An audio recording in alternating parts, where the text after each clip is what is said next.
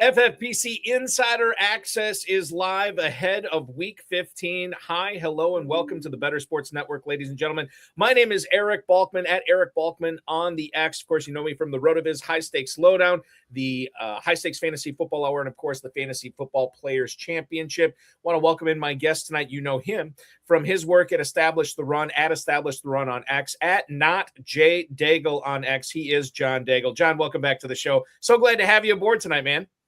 I appreciate it. It's the most important time of the year, the first round of playoffs for a lot of people. It's time for the money round. So excited to be here with you. Yeah, it's going to be a lot of fun tonight. And I always think that doing shows at this specific portion of the season is, I don't want to say difficult, but they're different because people who are still watching, people who are still listening, people who are still playing have really good teams, right? So you don't want to be talking about players, you know, that are you're like your RB6. Hey, is he an interesting flex this week? You can't do that. You have to talk about players on really good teams, at really good fantasy football teams that are going to have to be benched in certain formats because the team is so good and you just can't play everybody. That's what I think is interesting about doing shows like this. And you're a season-long bro, as we know. So I think that this is going to be a very interesting show as we try to navigate people and in submitting the right lineup. And I don't know about you, John. I think drafting, waiver wire, I feel like I have a decent handle on it, but lineup sitting week to week, God, I haven't gotten better at that over the course of 20 some years or whatever I've been playing. Like I've gotten better at drafting, blind budget management.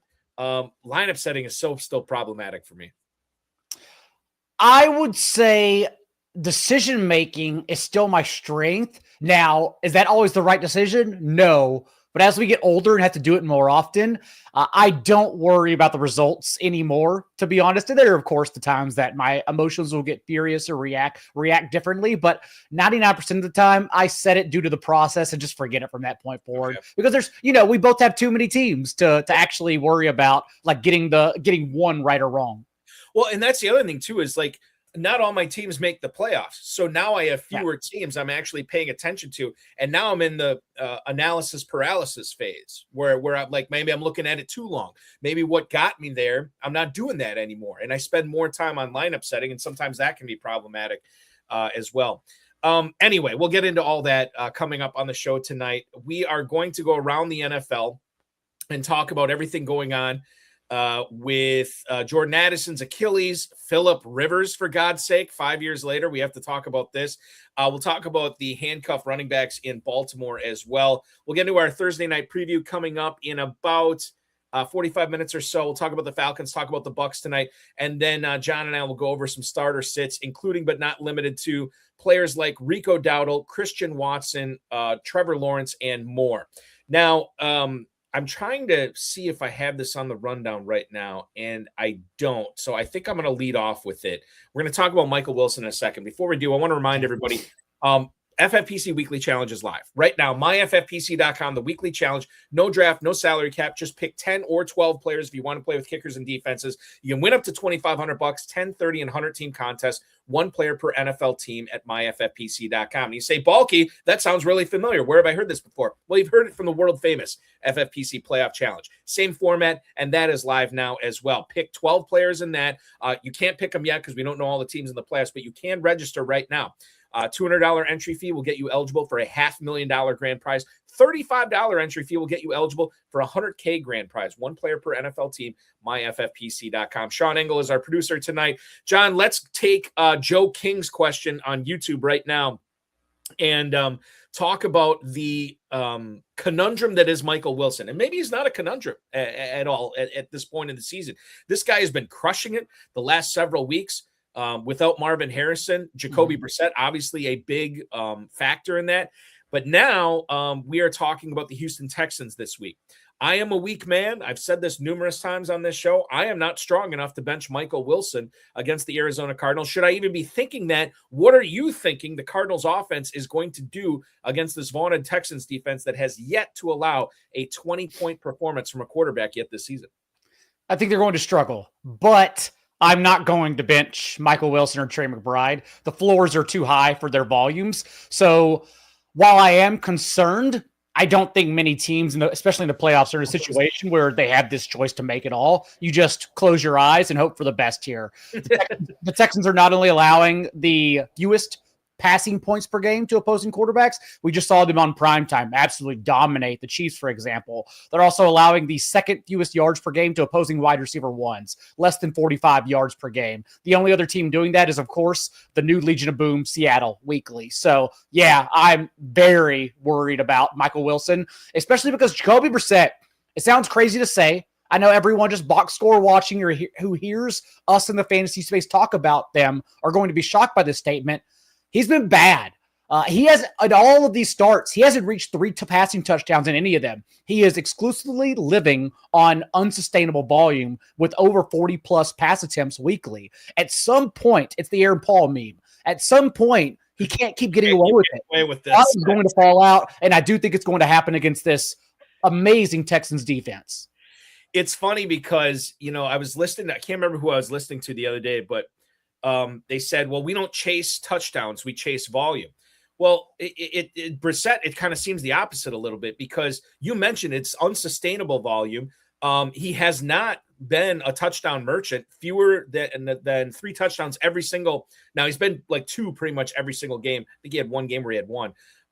But can you talk a little bit more about that, about why we normally chase volume, but we don't want to chase it in this sense with Brissett? Why do you think it is unsustainable? Just the fact that when you look at league average pass attempts per game, and then this is the kind of analysis we do in the offseason, just suggesting this many plays per game, this pass rate in general. You look back over the last 2 decades, like my database goes back to 2011, and I'll usually go back and run it and be like, oh, well, the 12 teams that average 44 pass attempts per game, actually, they averaged the following year 8 fewer and none matched that. We just look at volume that typically tends to regress. And so we do not think that the Cardinals can keep going on with this kind of volume. They want to be a pass-heavy team, but it's kind of like, let's say the Bengals and Ravens go into this game. Like, I do have faith in the Bengals offense and the Ravens offense. You're not benching most of those players, but you can also look back and say that first game on Thanksgiving, the Bengals ran 80 plays. That's not going to happen. Again, 80 plays is such a high number to be able to reach weekly. Thus, when the volume comes down, we can then probably eliminate the cute guys like Mitch Tinsley, like Mike Gesicki. We may even talk about him at some point. I know people want to start him, but again, we may talk about him later. But the volume just won't be there, so we can really just depend on Jamar Chase, and that's like at least having confidence in the passing game. That's about it. So we have to talk about, well, I'll tell you this. Let's do this. We got a question on Twitch here from Anderson P106. Sure.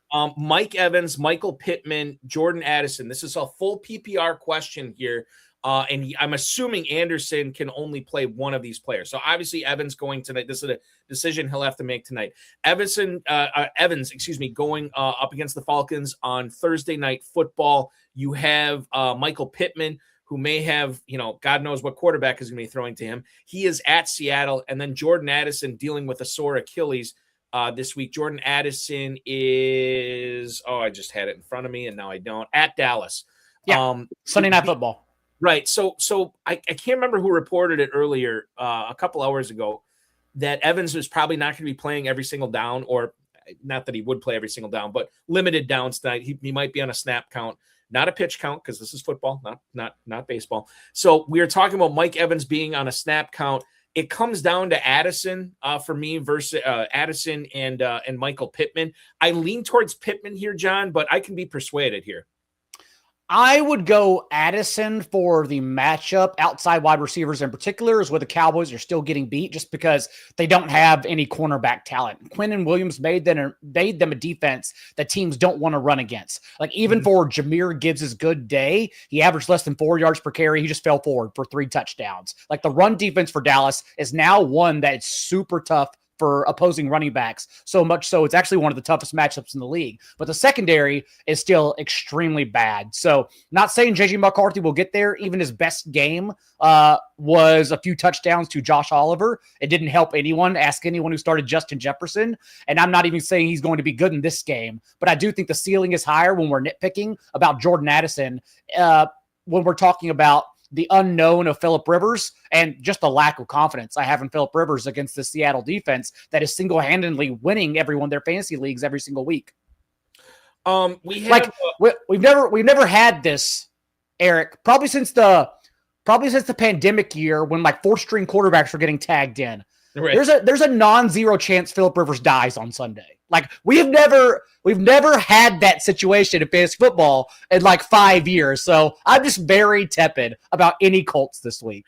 I have so much more to ask you about regarding Phillip Rivers and the Colts offense. I promise everybody we will get to it. We are having a lot of start-sit questions coming in right now, and I want to go to it right now. Let's go. I think we got L. Kraus here, 7892, Sean, if we want to throw that up. Having a real hard time on whether to start Emeka, Egbuka, and PPR this week. Would you start him over Devin, Neal, Rico, Dowdle, and Courtland, Sutton? I think I would, despite the play of Baker Mayfield, which I want to ask you about in a little bit here. This whole first 10 minutes of the show has just been one big tease so far. But I want to kind of figure this out here for L. Kraus here. I think it's Egbuka over both those running backs and Courtland Sutton. I'm a little bit nervous about not a lot of points being scored in that Packers-Broncos game. And I also think that both teams are going to try to run the ball quite a bit, which I don't know how much volume Sutton gets this week. Neal at least is in the position of probably not competing against a whole lot of other running backs in his backfield for touches. I just don't know how good that Saints offense is going to be. And we saw the resurgence of Chuba Hubbard here in Carolina. So I think I still leave Egbuka in here. I completely agree. We're talking about a guy who still has at least 8 targets in 7 consecutive games. Like we are getting the volume. It's not necessarily that his play exclusively has fallen off. It's that Baker Mayfield has been closer to a droppable quarterback. He's been awful the last couple of months. I think personally he's going to be a guy that after the season, we hear about him having 12 surgeries just because he's a dog. I truly believe he's playing through so many injuries, banged up. They've been missing their offensive line part of the time. We know last year they didn't even win a game when both Mike Evans and Chris Godwin were out because they just didn't have the talent. Egbuka, while extremely talented, is still a rookie. And so it's just hard to get by on this kind of lifestyle that the Bucs are living. So I just think we're going to find out a lot of things about the Bucs after the offseason, and they've been terrible. Having said that, again, it's the type of situation we talked about where we trust the volume like a Michael Wilson. I'm just going to close my eyes here and trust it and think that it's still at least a softer matchup. We've seen very successful performances to opposing wide receivers, the ones the past couple of weeks. Keaton Mitchell a few weeks ago, for example, over 100 yards and a touchdown. JSN does it every week, but even JSN and Cooper Kupp last week combined for 120 yards and 3 touchdowns. The Falcons defense is susceptible, so I'm going to just cross my fingers on the volume and make it easy. Let's throw this pepper into the gumbo from L. Kraus as well. Let's assume tight end premium because I think this makes the question more fun. Yep. L. Kraus also asking, okay, also Harold Fannin. When you talk about volume with Egbuka and Fannin, Harold Fannin has seen at least 5 targets every single week dating back to week 7 of this season. Now, the yardage has not been there except for last week when, it was Tennessee, so take that with maybe a grain of salt. But he had 8 catches for 114 yards. He gets in the end zone there. He gets Chicago this week. If we're assuming tight end premium, and we're also assuming that L. Kraus has a juggernaut here, would you play Harold Fannin and then bench Emeka Egbuka tonight? In tight end premium, yes. In a regular PPR format, no. But in tight end premium, I am going to trust Harold Fannin's workload, who, the last few from Shadur Sanders has out-targeted the rest of the team 21-12. And that was with David Njoku still on the field. David Njoku DNP through on Wednesday and Thursday. The past couple of games, Fannin, 93%, 85% of routes run. He's just a guy that I got asked, for example, in the Established to Run Discord, Harold Fannin or Tyler Warren. And to me, it's an easy Harold Fannin. He's a guy who's a top 4 tight end. I would start him over Kyle Pitts tonight if you have him the rest of the way. So we also have My Nine Rides Shotgun here on YouTube. Michael Pittman or Mike Evans. We touched on both of these because I'm worried about the volume. I'm going to say Pittman over Evans. I think you might disagree, though. No, gosh, we just don't know Evans' snap count. Now he's active, and the style of play he has, he's 1,000% active just to be involved inside the 5. And so you could luck box your way into a touchdown.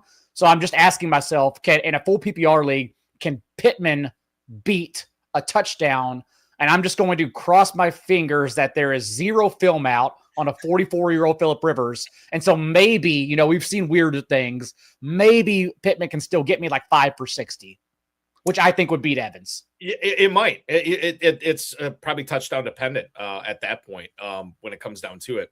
Tom Smith, our good buddy Tom Smith here chiming in. Baker Mayfield or Sam Darnold? Currently, he has Baker Mayfield in the starting lineup against Atlanta tonight. Sam Darnold, I think we touched on the Seahawks a little bit. They're taking on said Colts in Seattle. When it comes down to those two players, who are you playing tonight? It's Sam Darnold. I don't even think he has a ceiling just because I have zero faith the Colts are able to push back. But we know also Sam Darnold's floor every single week when he doesn't get volume is 250 and a couple touchdowns. And I just think that's going to be better than what we've seen the last 2 months from Baker Mayfield. So I'm taking the Darnold floor in this situation. I think the other thing too is you mentioned it, just how bad it's been for Mayfield. And now he gets McMillan, he gets Evans back, which is good. But does that automatically make his play improve? I'm not sure. And we're going to get an answer on this in a little bit here. And how bad it's been for the Colts as well. Like again, it's not only Sauce Gardner now out, it's Charvarius Ward suffering multiple concussions out for the year as well. They just have no pieces in their secondary anymore. So I think it's going to be a pretty easy layup for Darnold. And again, I'm just going to take that floor until they run the ball and kill the clock. This is more of a fantasy football philosophy thing, but Joe King posts in here, Egbuka is a, quote, dance with the one that brought you, end quote, guy for me. Where do you stand on that, John, when it comes to we get into the playoffs, you're getting this deep in the season, and we have to start considering, and we'll talk about Justin Jefferson, but players like that, where it's just the situation heading into week 15 is radically different than what the situation was earlier in the season. And I think it's difficult sometimes to weigh those sort of things. Do you have a set rubric, a set process that you go through when you look at the new situation, the new normal heading into the playoffs, as opposed to what it was for the majority of the regular season? It's case-by-case basis for me. I don't necessarily believe in start your studs, but I do follow trends like at least 4 to 6 weeks out. Like, for instance, last week, and this is not something I would have suggested for anyone, but again, we go back to me and you doing this for so long and having so many teams, especially last week before the playoffs really heated up. And I just had so many decisions to make where in one of my biggest leagues, I benched Alronde Gadsden for Dawson Knox, even with Dalton Kincaid active, just because we had a month trend where Alronde Gadsden is actually droppable. I'm just not going to drop him just in case one of their wide receivers gets injured. But very clearly, Alronde Gadsden's a player you cannot start at all in fantasy. Like you poach like Colby Parkinson, someone else as a streamer over Gadsden every single week. And so I just followed that trend. And I think we're at the point where if someone comes to the playoffs and they have no reason for the last month to be in your lineup, even though they're a stud, you get them out of your lineup. But again, Egbuka, Michael Wilson, they are not that. Egbuka has not been that because he's still getting the volume in a very good matchup. So it just depends. I look at every player case by case. So we have this question from Broly619. This is a non-PPR question, but it's weird because it's 3 receivers that Broly has to decide on here. And it's Tetairoa McMillan at New Orleans. It is Emeka Egbuka tonight against the Falcons, and then Michael Wilson, who is taking on the Texans on the road. Now, I just did my local fantasy football show before this, John, and I got some pushback on Tetairoa McMillan. Now, I like him this week. I think it's a good matchup against New Orleans. You could probably delve deeper into this than I could. He only gets the 1 catch last week against the Rams. But before that, he saw 7 targets, 12 targets, 8 targets, 6 targets, 10 targets. Like, he's still getting involved. I still like him here. I think I would probably play him. Well, I shouldn't say that because Michael Wilson's involved too. I'm going to go back to it. I'm going to say McMillan is probably the guy here I like best out of these 3. What about you? McMillan is the safer one. I think he has the highest floor. I think personally I'd suck it up with Egbuka just because, again, I'm not really worried about the last month. I should be much more worried given that the results have been bad. I know everyone is looking for all the reasons and the ways out of Egbuka. So again, I think projections and rankings would say Tetairoa, and you should go that way. But understanding my own risk aversity, Because again, I don't mind just following the process and sucking it up with the losses. I would personally start Egbuka. I totally get it. I mean, I think the part of the reason that we get these questions on here is because they are razor thin. Like, and it's not always an open or shut case. How about this one? You talk about tight end premium stuff. Let's go really deep at tight end. Let's do it with the Commanders. No Zach Ertz. Pour one out for him. Hopefully he'll be back next year, but I'm not holding my breath. What about John Bates versus Ben Sinnott? Is it Sinnott or Sinnott, John? Sinnott. Sinnott. Okay, Ben Sinnott. I will not pronounce it Sinnott again. Ben Sinnott and John Bates, the two replacements at tight end for the Commanders. They get the Giants this week.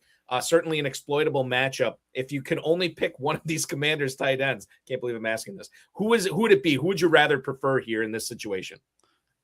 I think it would be John Bates. I know we all want Ben Sinnott to be a thing, but even at the Senior Bowl, he had all his reps as a fullback. He got drafted being declared as a fullback. That's what he's basically been. He's been similar to who was the Packers H-back? Josiah DeGuara. He's been closer to that profile than ever playing tight end in the league. So again, he's a freak athlete like Luke McCaffrey. There's another universe. It's not this one. There's another universe where Luke McCaffrey is like a wide receiver 2 on an NFL team every single week. I just don't think it happens for guys like Ben Sinnott, unfortunately. Yeah, I mean, and I think who pointed this out, Joe King, must be a 30-team league. It very well could be a 30-team league. You want a sick one is Jeremy Ruckert that no one's talking about. So Mason Taylor, DNP Wednesday and Thursday. Stone Smart, concussion, not expected to play. Brady Cook came off the bench last week on 30 pass attempts, targeted his tight ends on 30% of his throws, and the Jaguars are allowing the second most yards per game to tight ends. I think Jeremy Ruckert is actually a pretty great streamer. Yeah, that's not even sick at this point. I mean, that just makes perfect sense. Yeah. To start Jeremy Ruckert. Okay, let's get into this here, and I want to talk about the Bengals. Mike Petraglia reported this afternoon that T. Higgins, who's dealing with a concussion, was seen practicing again today, limited in practice today. It was reported, I don't know if this was a Petraglia post on X or whatever, but he was very limited yesterday, now just normal limited today.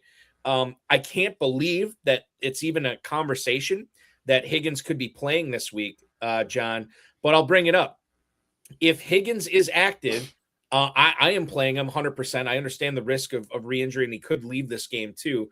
If he doesn't play, Gesicki, yes. Yoshibas, yes. Tinsley, yeah. I don't know if there's another Bengals pass catcher that I would want to flex out if Higgins can't go. How would you sort of handle the Higgins situation if he's active or if he's inactive? I think everyone outside of Jamar Chase is pretty thin if T. Higgins is out. Again, like I talked about on Thanksgiving, we got 80 plays, not expecting that. It's also a brand new game because so many wacky things happen. With the Ravens, multiple turnovers. Remember the fumble at the goal line because Lamar can never – everything Lamar does is spectacular, even his interceptions and fumbles. They're always just the wildest things you've ever seen in your life. Not only that, but the Bengals had an easy time moving the ball, but because the Ravens' red zone defense has been elite all year, they ended up kicking 6 field goals in that game. And so it's really tough to even compare a couple weeks ago to this matchup. And so because of that, I at least trust Joe Burrow to an extent and Jamar Chase, regardless of T. Higgins' presence. We've seen the Ravens getting fully healthy because we know post-bye, week 8 on, they're an entirely different team. No more Cooper Rush or Tyler Huntley. Everyone came back on defense as well. So they've just been an entirely different unit. But even so, they're still leaking big games to opposing wide receiver ones. Even going back a couple weeks ago, beyond DK Metcalf and Jamar Chase, who they allowed over 100 yards to both of them. John Mechie even got there for 6 catches, 65 yards, and a touchdown. Mike Gesicki also pretty thin, in my opinion, because post-bye again, week 8 on, no tight end has scored double-digit fantasy points or reached 50 receiving yards against the Ravens at all. They've been locked down against that position in particular.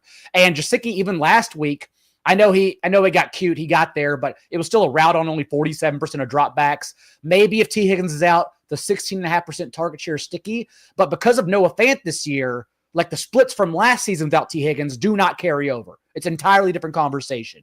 And so I think it's going to be more that game about Derrick Henry versus Jamar Chase as opposed to everyone getting involved because we're going to get the play volume. Regarding the Joe Burrow comment, speaking of the Bengals, where he was talking this week about how he's got a lot of stuff going on right now. It was very bizarre. It was very nebulous. I didn't know exactly what he was talking about. Was this just a case of him rambling in a press conference, or is there something here, maybe of a deeper concern to dynasty league owners or something else that nobody's really talking about with Joe Burrow right now? What did you make of his comments to the media? I know the comp was to Andrew Luck and how he felt in that he just really feels like there's no hope. And let's be honest, there probably isn't hope in Cincinnati because the ownership, as they've shown us for over a decade, does not care at all. And so will they ever put a winning product on the field? And then thus will Joe Burrow just like go into the moonlight completely injured like Andrew Luck? Maybe. I don't know. But right now the contract, he's making $275 million. I also don't think he's someone like Andrew Luck who actually went sailing, like just got away from notification entirely. I don't think he's that kind of person. Maybe he is. I don't know his off-field life. So yeah, I'm not sure, honestly. I hope that doesn't happen.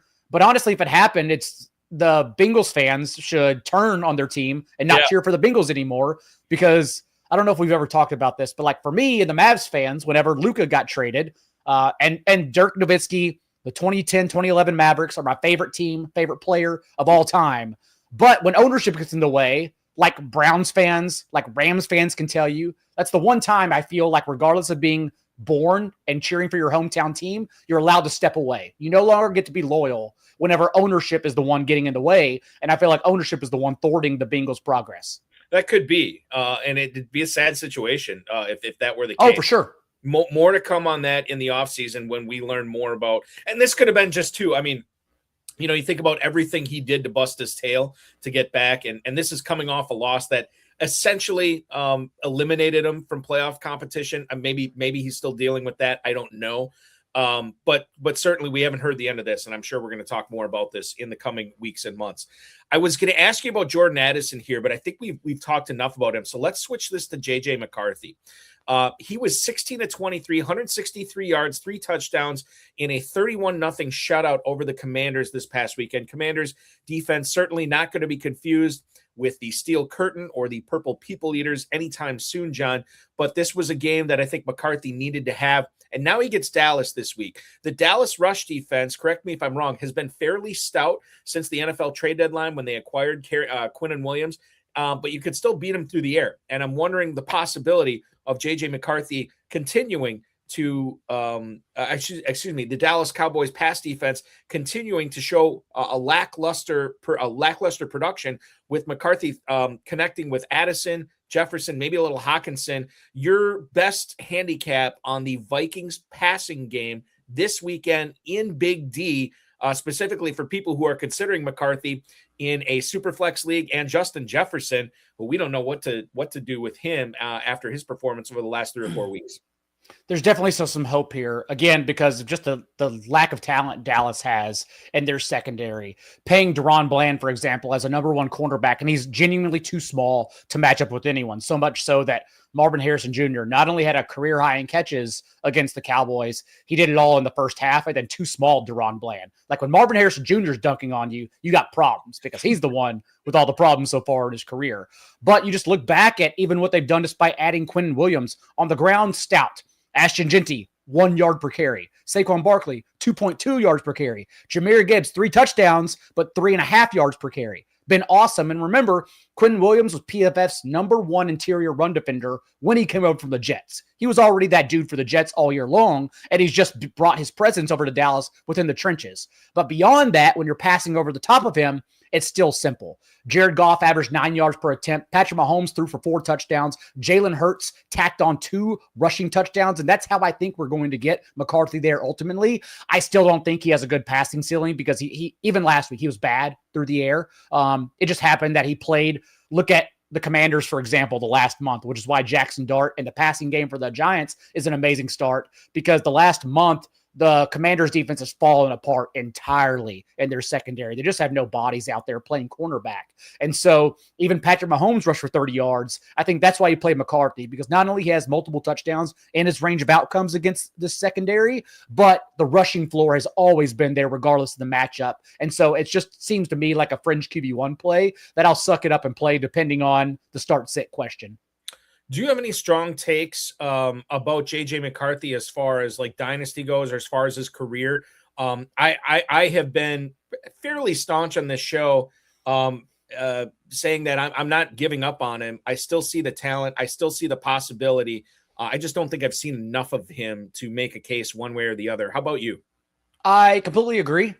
And although everything we've seen has been bad, I at least hope the Vikings bring in competition similar to Anthony Richardson, Daniel Jones, and then let training camp and practices play it out throughout the offseason, because I think at least that is worth it given what he's shown, because everything else in the organization, even like look at the last month from Brian Flores' defense, they're still playing the hell for him. Like they are just out there doing so many great things against great quarterbacks too. So they're still playing for their coaches right now. It's just literally comes down to JJ McCarthy sinking them. And so I would hope they bring in a bridge quarterback, at least to push McCarthy, if not teach him a little bit more. Yeah, and we'll see who some of those quarterbacks could be once we get to the offseason. But the pieces are there for Minnesota to be very competitive next year. We'll see what happens there. In that same division, Jayden Reed made his return to Green Bay this past week, John. Limited in practice today with a shoulder injury, and it's not a great matchup against Denver. He ran a route on just over 60% of the Packers' pass plays last week in his first game back. Dontavian Wicks and Matthew Golden were basically, I think they played a combined 11 snaps or something super low. So it was Reed, it was Dobbs, it was Watson. I have always had the opinion over the last 2 or 3 years, I don't trust Packers pass catchers. I was bullied into drafting Tucker Kraft towards the end of drafting season, and I didn't want to do it. And it was great for a little bit until it completely wasn't after he tore his ACL. But in regards to Jayden Reed, I think that there's reason to have him on your bench. I don't know if I want to play him in Denver. And quite frankly, he might be a guy that I'm always breaking ties against, and he'll be on more of my benches going forward than starts, especially with the rise of Christian Watson here too. When you look at, let's just talk about week 15 here with Watson, Dobbs, Reed, any of these guys getting you excited to be solid, if not above average flexes this week? Yeah, well, I think Christian Watson's closer to Michael Wilson than people give him credit for. I can't imagine benching Christian Watson in any matchup so far. Not only that, but I'm going to watch what I say here, because I understand the range of outcomes for this game. It could be very bad. I think the Packers could score some points in this game. Oh, wow. Since the Broncos lead the league in their use of man coverage, obviously, because they have the talent in their secondary, and since Christian Watson came back in week 8, Jordan Love is second in EPA per dropback with 10 touchdowns, 0 picks against man coverage. We've also seen the Broncos, even at home, get into some freaky game scripts, and it always comes back to the opposing quarterback pushing them. Think about Jackson Dart and that 40-40 game. Think about Marcus Mariota a couple weeks ago on prime time, going into overtime and having 290 yards and a couple touchdowns. Dak Prescott also in garbage time got there as the Broncos just dunked on them. I think the Packers and Jordan Love, if they go that way, if they just want to run the ball into the trenches, it'll be a low-scoring affair. If the Packers in a must-win game, as everyone's still jostling with the Bears for the number 1 seed there, if they want to score points, I think they can. And so I'm a little bit more excited about this game than a lot of people. You know, the other thing I'll bring up too, and not say I don't think he misses this game. I was talking with Justice Mosqueda, who covers the Packers for Acme Packing Company today. Of course. And I asked him, because Josh Jacobs did not practice yesterday, did not practice again today. I said, scale of 0 to 10, what's your level of concern about Jacobs missing this game? He said 2, but he did allow for the possibility that maybe they're going to manage this knee a little bit more. Now, if that means more Emmanuel Wilson, okay, maybe it means that. But it could also mean more Jordan Love and more passing. You know, we've seen Green Bay kind of settle to slow these games down, shorten these games up, and just run. Maybe the path to victory here is more of what we saw on Thanksgiving with Detroit, where we were seeing them seeing them take more chances, right? With Jordan Love in the passing game, he ends up with 4 touchdowns. We have seen it more and more There's a joke here I'm John, I'm in Northeast Wisconsin. I think I told you that before. Maybe I didn't. But every time the Toyota-thon, holiday sale goes on, Jordan Love is a sponsor of or he's a spokesperson of it, and he just goes crazy. And he's going crazy again for Toyota. I think it's more of the case that for whatever reason, Matt LaFleur just and Jordan Love, they always seem to have this offense. It didn't happen necessarily last year, but by and large, they always seem to be clicking a little bit more as far as points and yardage and just efficiency goes in December. And now we're in December here, and we're seeing it again. I have not heard anybody talk about the Packers putting up points, but I got to tell you, you're making a strong case for it. It makes perfect sense. And Jordan Love has a little bit of Tony Romo in him, and that he's a true gunslinger. And so, like, when we take away Tucker Kraft, which naturally, as it did last week, puts Jayden Reed on the field more because they need their playmakers on the field, and Tucker Kraft was quite literally one of the best tight ends at everything he does in the league, you don't have to squint to see like a wild card gunslinger like Jordan Love suddenly just dropping back and launching it deep because that's their way of winning this game. And then, of course, the Broncos getting a little wild because Bo Nix, not necessarily a good quarterback, but he can get wild. He can get a little freaky with his fantasy points. So, again, we've seen it before, and I do think it could be a game where we see it in this one. I don't want to spend a whole lot of time talking about this. Number one, because I don't know how many people it helps. Number two, just start Christian Watson. That's easy. Oh, okay. No. Yes, that's true as well. But as far as this next topic goes, I feel like you don't want to talk about this, and maybe you can just slam the door on this right now. But the last two reports I've seen coming out of Indianapolis about Phillip Rivers is that Stephen Holder, who covers the Colts for ESPN, said that the Colts are prepping Rivers to start right away this week against Seattle. Holder said, quote, "It isn't difficult to tell who a team is prepping to start. That player is Rivers." Okay. We get this from him. Then we get Ian Rappaport less than 10 minutes ago posting on X. It would not surprise him if Rivers starts week 15 against the Seahawks. Schefter and Rappaport and all these national guys, there's certain things that they can say and that they can't say. And there's certain things in how they can say it that they're able to put out there. I think this is Rappaport not being able to say Rivers is going to start, but basically telling us that Rivers is going to start. So he's 44 years old. To my knowledge, the second grandfather to take snaps under center in this league. And it's going to affect what we do with Michael Pittman, Josh Downs, Tyler Warren, Jonathan Taylor, and I'm forgetting somebody else, Alec Pierce. You have kind of just slammed the door shut on this. You don't want to mess around with it. Yes, you're starting Taylor, maybe Tyler Warren, but everybody else, you're washing your hands of it, right? Right. And you're definitely starting Jonathan Taylor, again, who is, for being the guy that got you here, he's also kind of the guy that's going to eliminate you too, unfortunately, just because the matchups and the situation has gotten so dire in Indianapolis. They've gone from one of the most fun storylines in the NFL to literally a circus with Phillip Rivers. I think it's fun.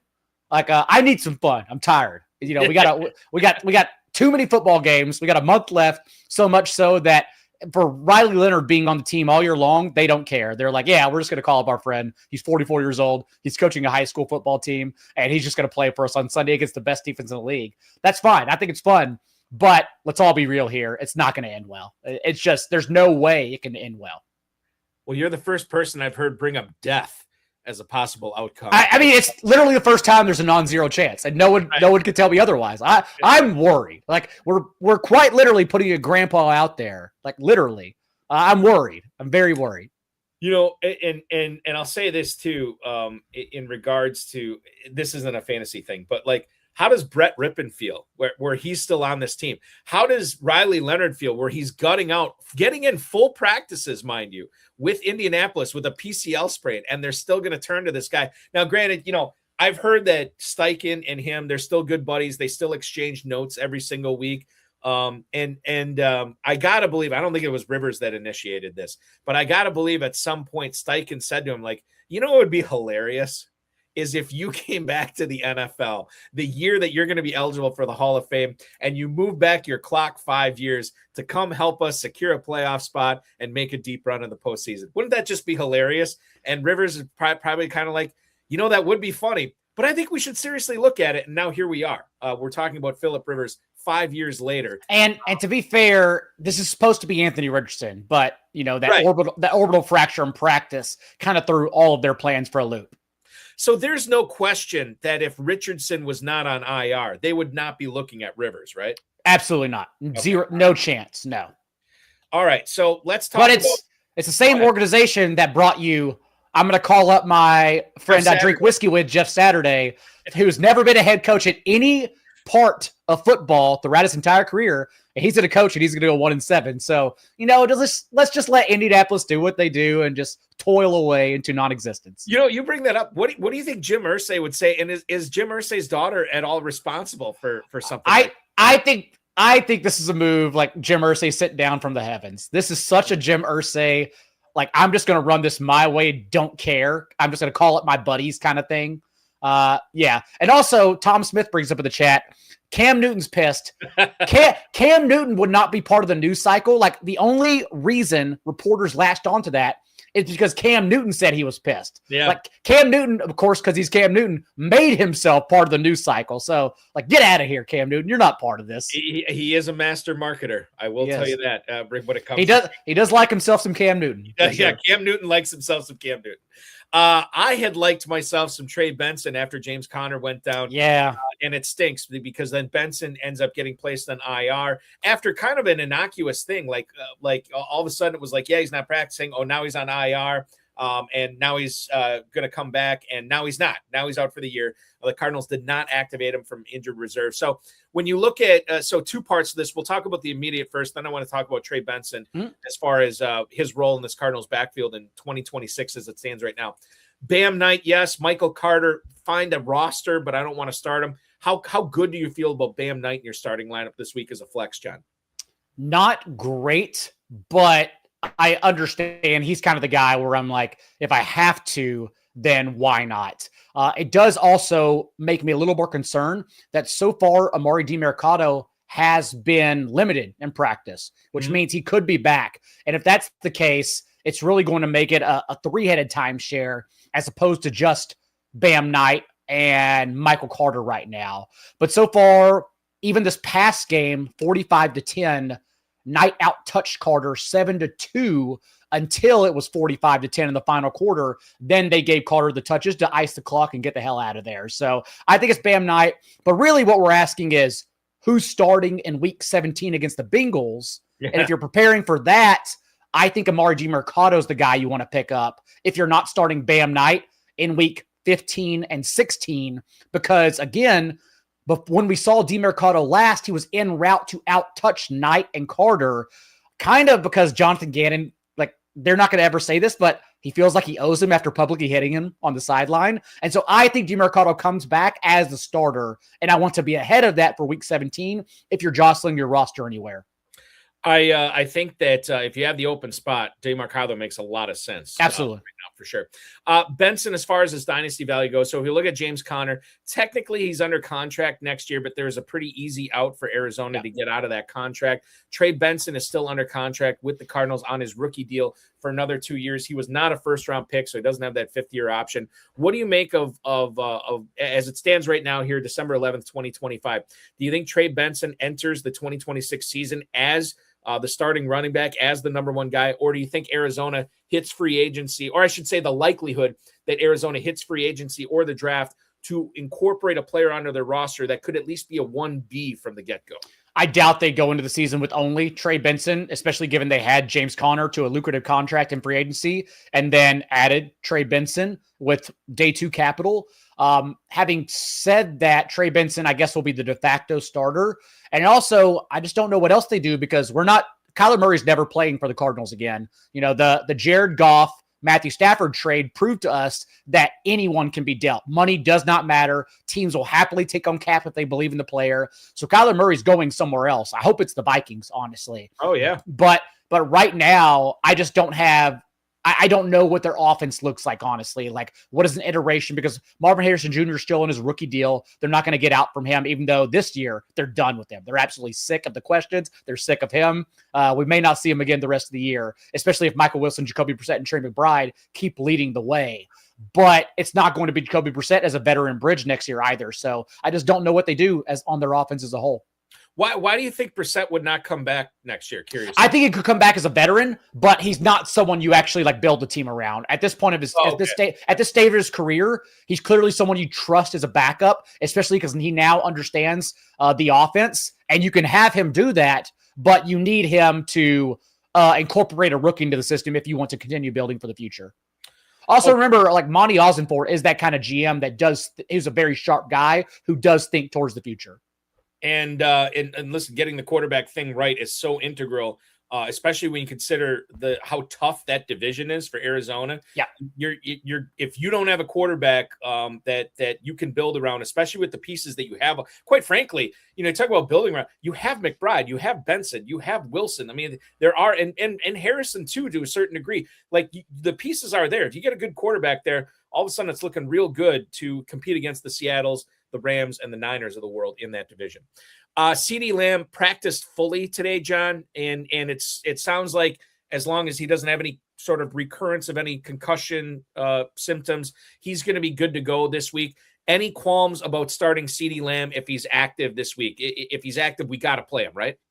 Absolutely. Okay. I don't like for T. Higgins. it doesn't matter. When we do start sits and you don't have to make it till Sunday, I don't know why. I get hyper-focused like everyone who's in the playoffs and start moving guys in and out. And I'm like, wait, why am I even wasting this bandwidth? Like I have little bandwidth this time of the year and I'm wasting it thinking about a start sit I literally don't have to make until Sunday at 11 a.m. Who cares? But with T. Higgins, I've been doing that, like overthinking it because I'm really not sure. And again, I don't think the organization cares about T. Higgins' health. So he shouldn't play, but it would, and any other player on 31 teams wouldn't play, but T. Higgins could play. And so if T. Higgins plays, you're starting him. CeeDee Lamb is already practicing in full on Thursday ahead of a Sunday night game. I'll go as far to say I'm 100% positive he's going to play, and you're absolutely playing him. Let me ask you this. Brian Flournoy, who had his not one, but two really good games this season with Lamb hurt, are we at the injury away type running back status with him on rosters right now? What I mean by that is, obviously you want to stockpile as many backup running backs as you can. Is there value in Flournoy for these last 3 weeks, given that he's shown it when Lamb goes down that he can actually churn out a really good, top 15 wide receiver performance? Is he worth a roster spot here now with Lamb healthy? Yeah, absolutely. Just because, I talked about Brian Flores and the Vikings defense, for example, over the last month, limiting every quarterback to less than double-digit passing points. Like even Jordan Love had 130 yards through the air. Sam Darnold, probably the toughest competition they had, averaged 4.9 yards per attempt. Flores just had him seeing ghost out there. And then last week, of course, Jayden Daniels, before he got injured, was a 9 of 20. Like he's just, you bring him in, and then Flores has been knocking him down. They've been playing so well. But Dak also is still playing he's not going to be an MVP because the team is bad. But like Dak is still playing an MVP level, so much so that I'm trusting him no matter the matchup. And because of that, we can continue getting two wide receivers, Lamb and Pickens there.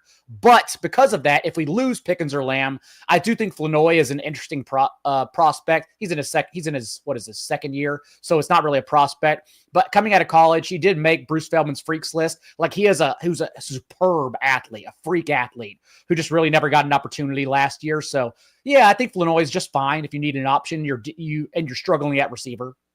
And like to be honest with you, I'm only deploying him if Lamb or Pickens were to correct. Go. Yeah.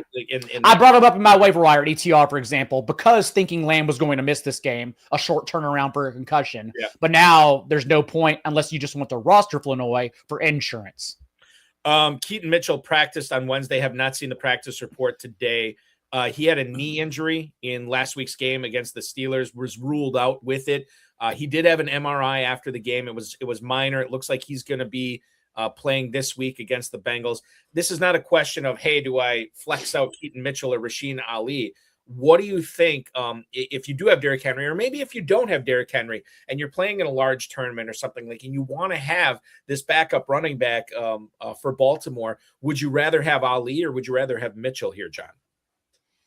I would have Mitchell if health wasn't an issue, and the report was that it's a minor injury. Yeah. And so I think it's Mitchell is the person you want. There's some contingency running backs hiding because people think just because a running back gets work while the starter is healthy, that's the backup. But that's not the case for a lot of teams. Like the actual backup, who would be a workhorse, is not being used because the starter is a workhorse. Ray Davis is the perfect example of that. If James Cook were ever injured, you don't want Ty Johnson. You want Ray Davis. And the Bills showed us that last year whenever James Cook missed a game and Ray Davis came in for 130 yards from scrimmage and 24 touches. Ray Davis just can't be used because James Cook is the workhorse right now. Ty Johnson is nothing more than a complimentary pass catching back who can't handle 10 touches. So you want Ray Davis. And that's similar to what you just mentioned, that if Derrick Henry were injured, it's not Rasheen Ali. You want Keaton Mitchell, who's a walking 10-yard play.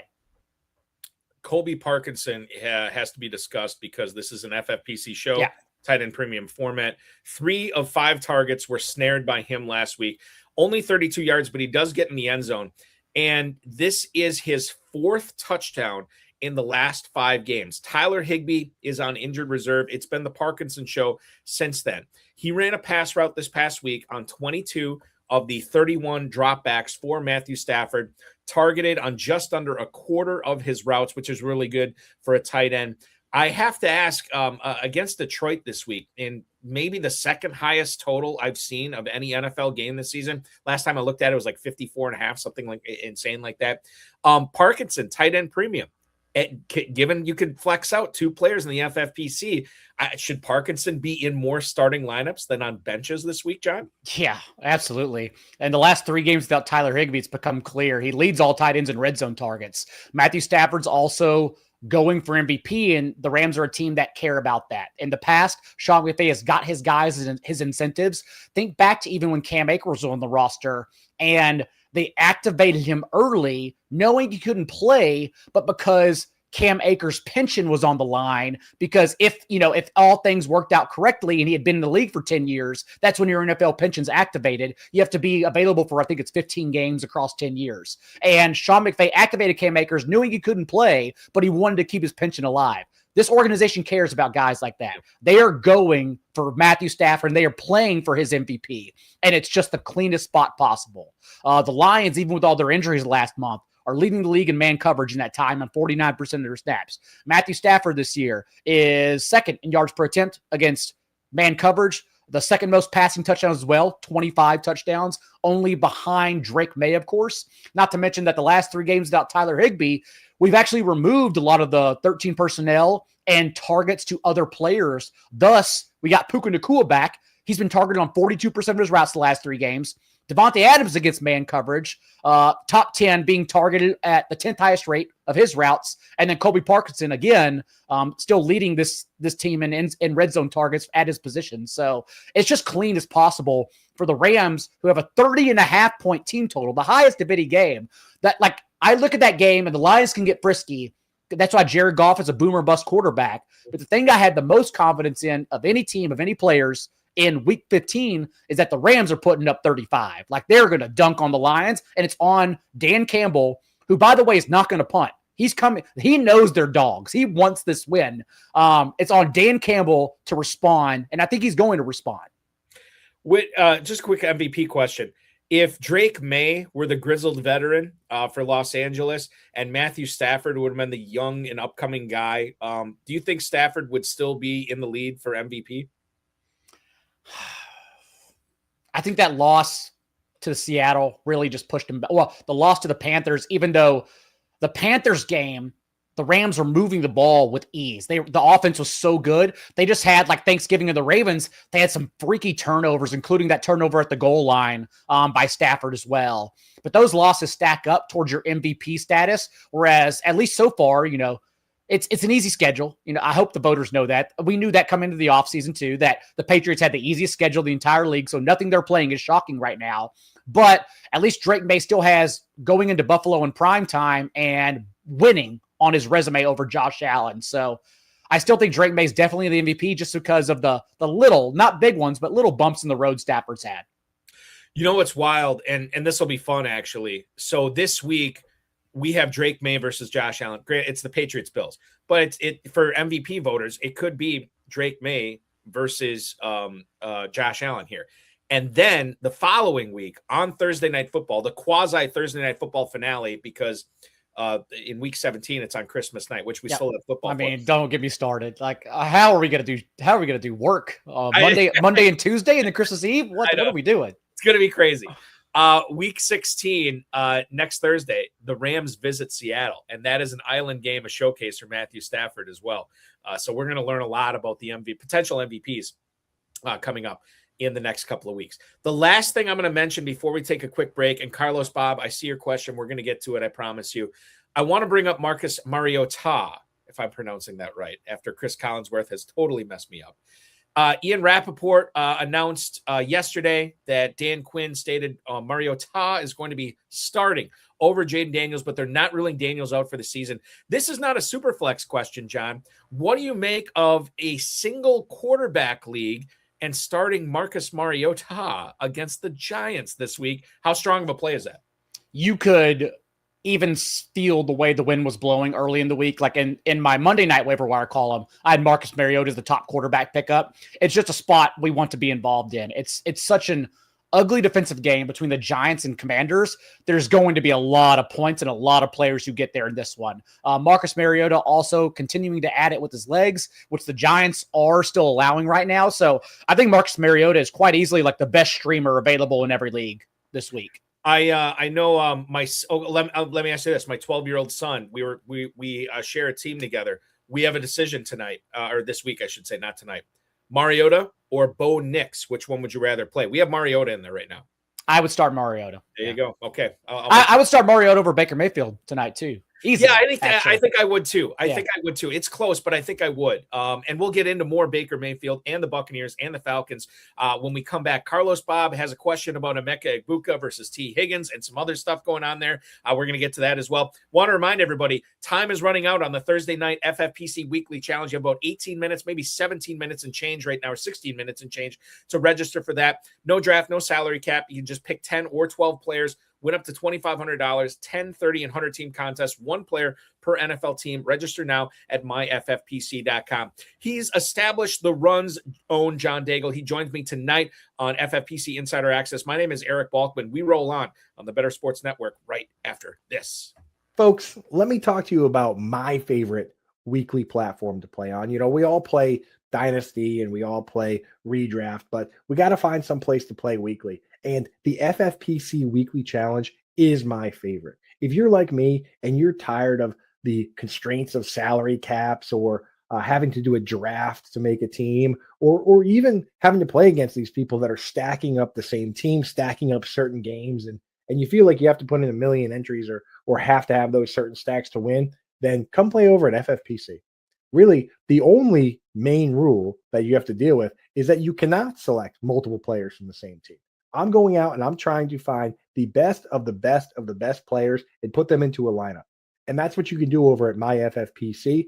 You can go out and you can take the number one running back in Bijan Robinson, and you can also have Saquon Barkley. As long as they're not in the same team, you can put them all into a lineup, right? And there's 4 flexes for this, so there's a lot of flexibility. There's 2 different contests, one that has kickers and defenses, one that's just position players. Then you also have a bunch of different price points you can play at, $35, $100, or $200 buy-in, and you're going out and you're just picking the absolute chalk plays, maybe sneaking in a little bit of a sleeper there, somebody that you think can really blow up that week, and that's how it works. It's one of the best contests out there for the sharpest gamers, and when you win on the FFPC, people take notice. That is where the best high-stakes games are. That's where the best experts play, and that's where I play because I want to be an FFPC champion and put that title on me, put the money in my pocket, and put that in my bio. FFPC champion, and the FFPC weekly contest is the best place to play during the season. Thank you, Andrew Cooper from Fantasy Alarm, for that endorsement of the FFPC Weekly Challenge. Once again, no draft, no salary cap. Just pick 10 players, or if you want to play with kickers and defenses, you can pick 12 players. Win up to $2,500. You can play in a 10-team, a 30-team, or a 100-team contest right now. MyFFPC.com. Only one player per NFL team. So if you want Baker Mayfield, you can't have Chris Godwin. If you want Bijan Robinson, you cannot have Kyle Pitts. Register now. MyFFPC.com. We are joined tonight on FFPC Insider Access by Mr. John Daigle from Establish the Run. Great to have you aboard tonight, John. Let's get into this Thursday night game, and I'll kick things off with the Falcons. So I don't know how much. Well, let me ask you this right now. When you are formulating rankings, projections, when you are writing everything that you do for Establish the Run, do you ever take a peek at do the Vegas totals and spreads ever factor in to what you think is going to happen in the game, or is that not part of your process? Oh, it's definitely part of my process. I always like to see where teams are in terms of team totals, and more importantly, what I look at more than team totals is what rises and decreases from overnight Saturday, like look ahead lines, to Monday morning. Like what's moving lines and why, then figuring out they're moving. And I'll push back all the time, and I'll be like, that's wrong. Like Vegas is not seeing like this split. Like last week, for example, Bills were the first best defense in terms of passing allowed to opposing quarterbacks until the Texans took it over last week. But without Joey Bosa on the field, the Bills are actually 31st in yards per attempt allowed. And so I got into Joe Burrow and like Joe Burrow stacks, in DFS at other sites, because I was like, actually, even in the snow, the Bengals have outs here. Like they have a high ceiling that no one sees because they're not looking at the Joey Bosa split. And I wrote about that in my matchups column to Establish the Run. And so sometimes I'll push back on Vegas like that because I just think they miss a player, a key player. Lane Johnson for the Eagles, again is another one. Joe Watt for the Chargers. Like the Chargers passing game, it has no ceiling anymore. Like they're just capped because without Joe Watt, Justin Herbert's been terrible under pressure all year. He's averaging 6.5 yards per attempt, and we haven't had Joe Watt for over 190 plays this year. So I think Vegas just doesn't see something. Well, they probably do, but I have an ego enough to push back on some instances. How impressed were you with the Chargers getting that win over the Eagles, knowing that Herbert had the limitations with the left hand, and obviously, as you mentioned, no Slater, obviously, for that offensive line that game as well. At least they got Hampton back. But how impressive was that victory on Monday Night Football for you? Impressive. It's unfortunate because it was definitely like if you were watching it live at a bar, it was the worst game of the year. I mean, it was a miserable experience, but also not shocking that the running backs got there. I benched Gadsden. I didn't expect the pass catchers to do anything, but the running backs without Jordan Davis without Jalen Carter this year, the Eagles have just given it up to every single running back face. Like 110 yards and a couple touchdowns to Javonte Williams and Miles Sanders in week 1. Cam Scatterbu had 120 yards and 3 touchdowns against them without Jalen Carter in week 6. And this past game, 30 touches, 170 yards and a touchdown to the Chargers running back. So we're crossing our fingers that it's Ashton Genty's turn. Ironically, I was watching that game at a bar. And I didn't here's what's great about it, John. I didn't really have any skin in the game as far as like fantasy goes, but 2 of the guys I was watching it with, one was the bartender, one was my buddy. They both had the Chargers plus 1.5. So I scummed out a few free drinks on their behalf after that game, after overtime ended. So it ended up being a fun Monday night. Not a great Tuesday morning. That's another story. Let's get back into Kirk Cousins here tonight. The super flex aspect of fantasy football allows us to play 2 quarterbacks. We've seen it with the FFPC over the course of the last 5-6 years, or maybe even longer than that, how long we've had super flex stuff. Is Cousins entering super flex startable value tonight, or is this a guy you still want to stay away from? I would normally say we should stay away from him, but I just can't get his 2 performances where he basically did all of his damage against the Bucs last year when he had like I believe it was over 300 yards in both games, correct? I'm going to look that up right now. I'm going to quickly look it up as well. But first game against the Bucs, 500 yards and 4 touchdowns, and the second game, 270 yards and 4 touchdowns. No picks in either game. And so I can't get those 2 games out of my mind when I'm thinking about the Buck versus Todd Bowles and how he already knows they're going to blitz him and how does he respond. So I think it's fine Superflex for this week, but he's not someone I'm probably touching any other week. What about Tyler Algier tonight? When you consider how easy is not the right word. When you consider how less of an effort it's been for him to score touchdowns this year versus Bijan Robinson, does that make him more playable, or does the Bucs rush defense scare you enough to say there's no way in God's green earth in Week 15 in the fantasy playoffs can I trot out Algier as one of my flexes? I think it's a pretty desperate play, similar to he's like a worse version of David Montgomery, where he has one skill set, and we know you can play David Montgomery if you expecting a shootout because he can always get there in the end zone. But I don't think personally this is going to be a shootout. And the Bucs, like the Rams, for example, the Bucs are a stout front seven that you can't run on. And Algier only offers carries between the tackles. So I think his skill set is pretty easily stopped by the Bucs. But again, the great equalizer is falling forward for a 1 or 2 yard score, and he can definitely do that. He has outs to do that. I want to bring this up too, and maybe this is, oh God, I just realized I got the game on Prime right now. The Buccaneers are wearing their creamsicle uniforms, which I know is exciting. You say, oh God, the Bucs are going to win. I think they have a horrible record wearing those uniforms tonight. So maybe Falcons +6 or Falcons +230 on the money line is the way to go tonight. Getting back to fantasy, no Drake London tonight. Darnell Mooney is obviously going to be the lead receiver here. You could talk about some of the other receivers for Atlanta. I think the only one, if there was one wideout, we'll get to tight ends in a second. If there was one wideout that I'm interested in tonight, it's Mooney, and it's not anybody else. He has not seen more than 5 targets since week 11. 1 for 6 last week, 2 for 25 against the Jets, 3 for 74 at New Orleans. He goes to Tampa tonight. Your thoughts on how strong of a flex play Mooney is as the de facto number 1 wide receiver for Atlanta tonight? I'm not trying to get there. The Bucs defense has been pretty good. It's been pretty clear when they've fallen apart. It's whenever Jamel Dean was out for multiple games earlier this year. And that's a signal from last year, where this season literally dead last in yards per attempt allowed when Jamel Dean's not been on the field for them in their secondary. So I just genuinely don't think there's an answer at wide receiver. It is only Kyle Pitts. When Drake London's out, no one else is talented enough to get there. Kirk Cousins is 1 more year removed from that serious injury that really hampered his ability. So we can't even copy paste the usage with Darnell Mooney last season to this one. So I understand if you have to, but it's not something I'm trying to start him or be excited about. Fly Nelly Fly watching us on Twitch tonight, John. Do y'all like Pitts tonight? I do, to the point that I'm going to ask John Daigle from Establish the Run, how close to a must start is Kyle Pitts tonight, knowing that he's active? He has been dealing with the knee injury, so I think there's something to be said for that. But I like Pitts quite a bit tonight. The leagues I have him in, he's a slam dunk start, even in non-tight end premium leagues. How much do you like Kyle Pitts against the Bucs this evening?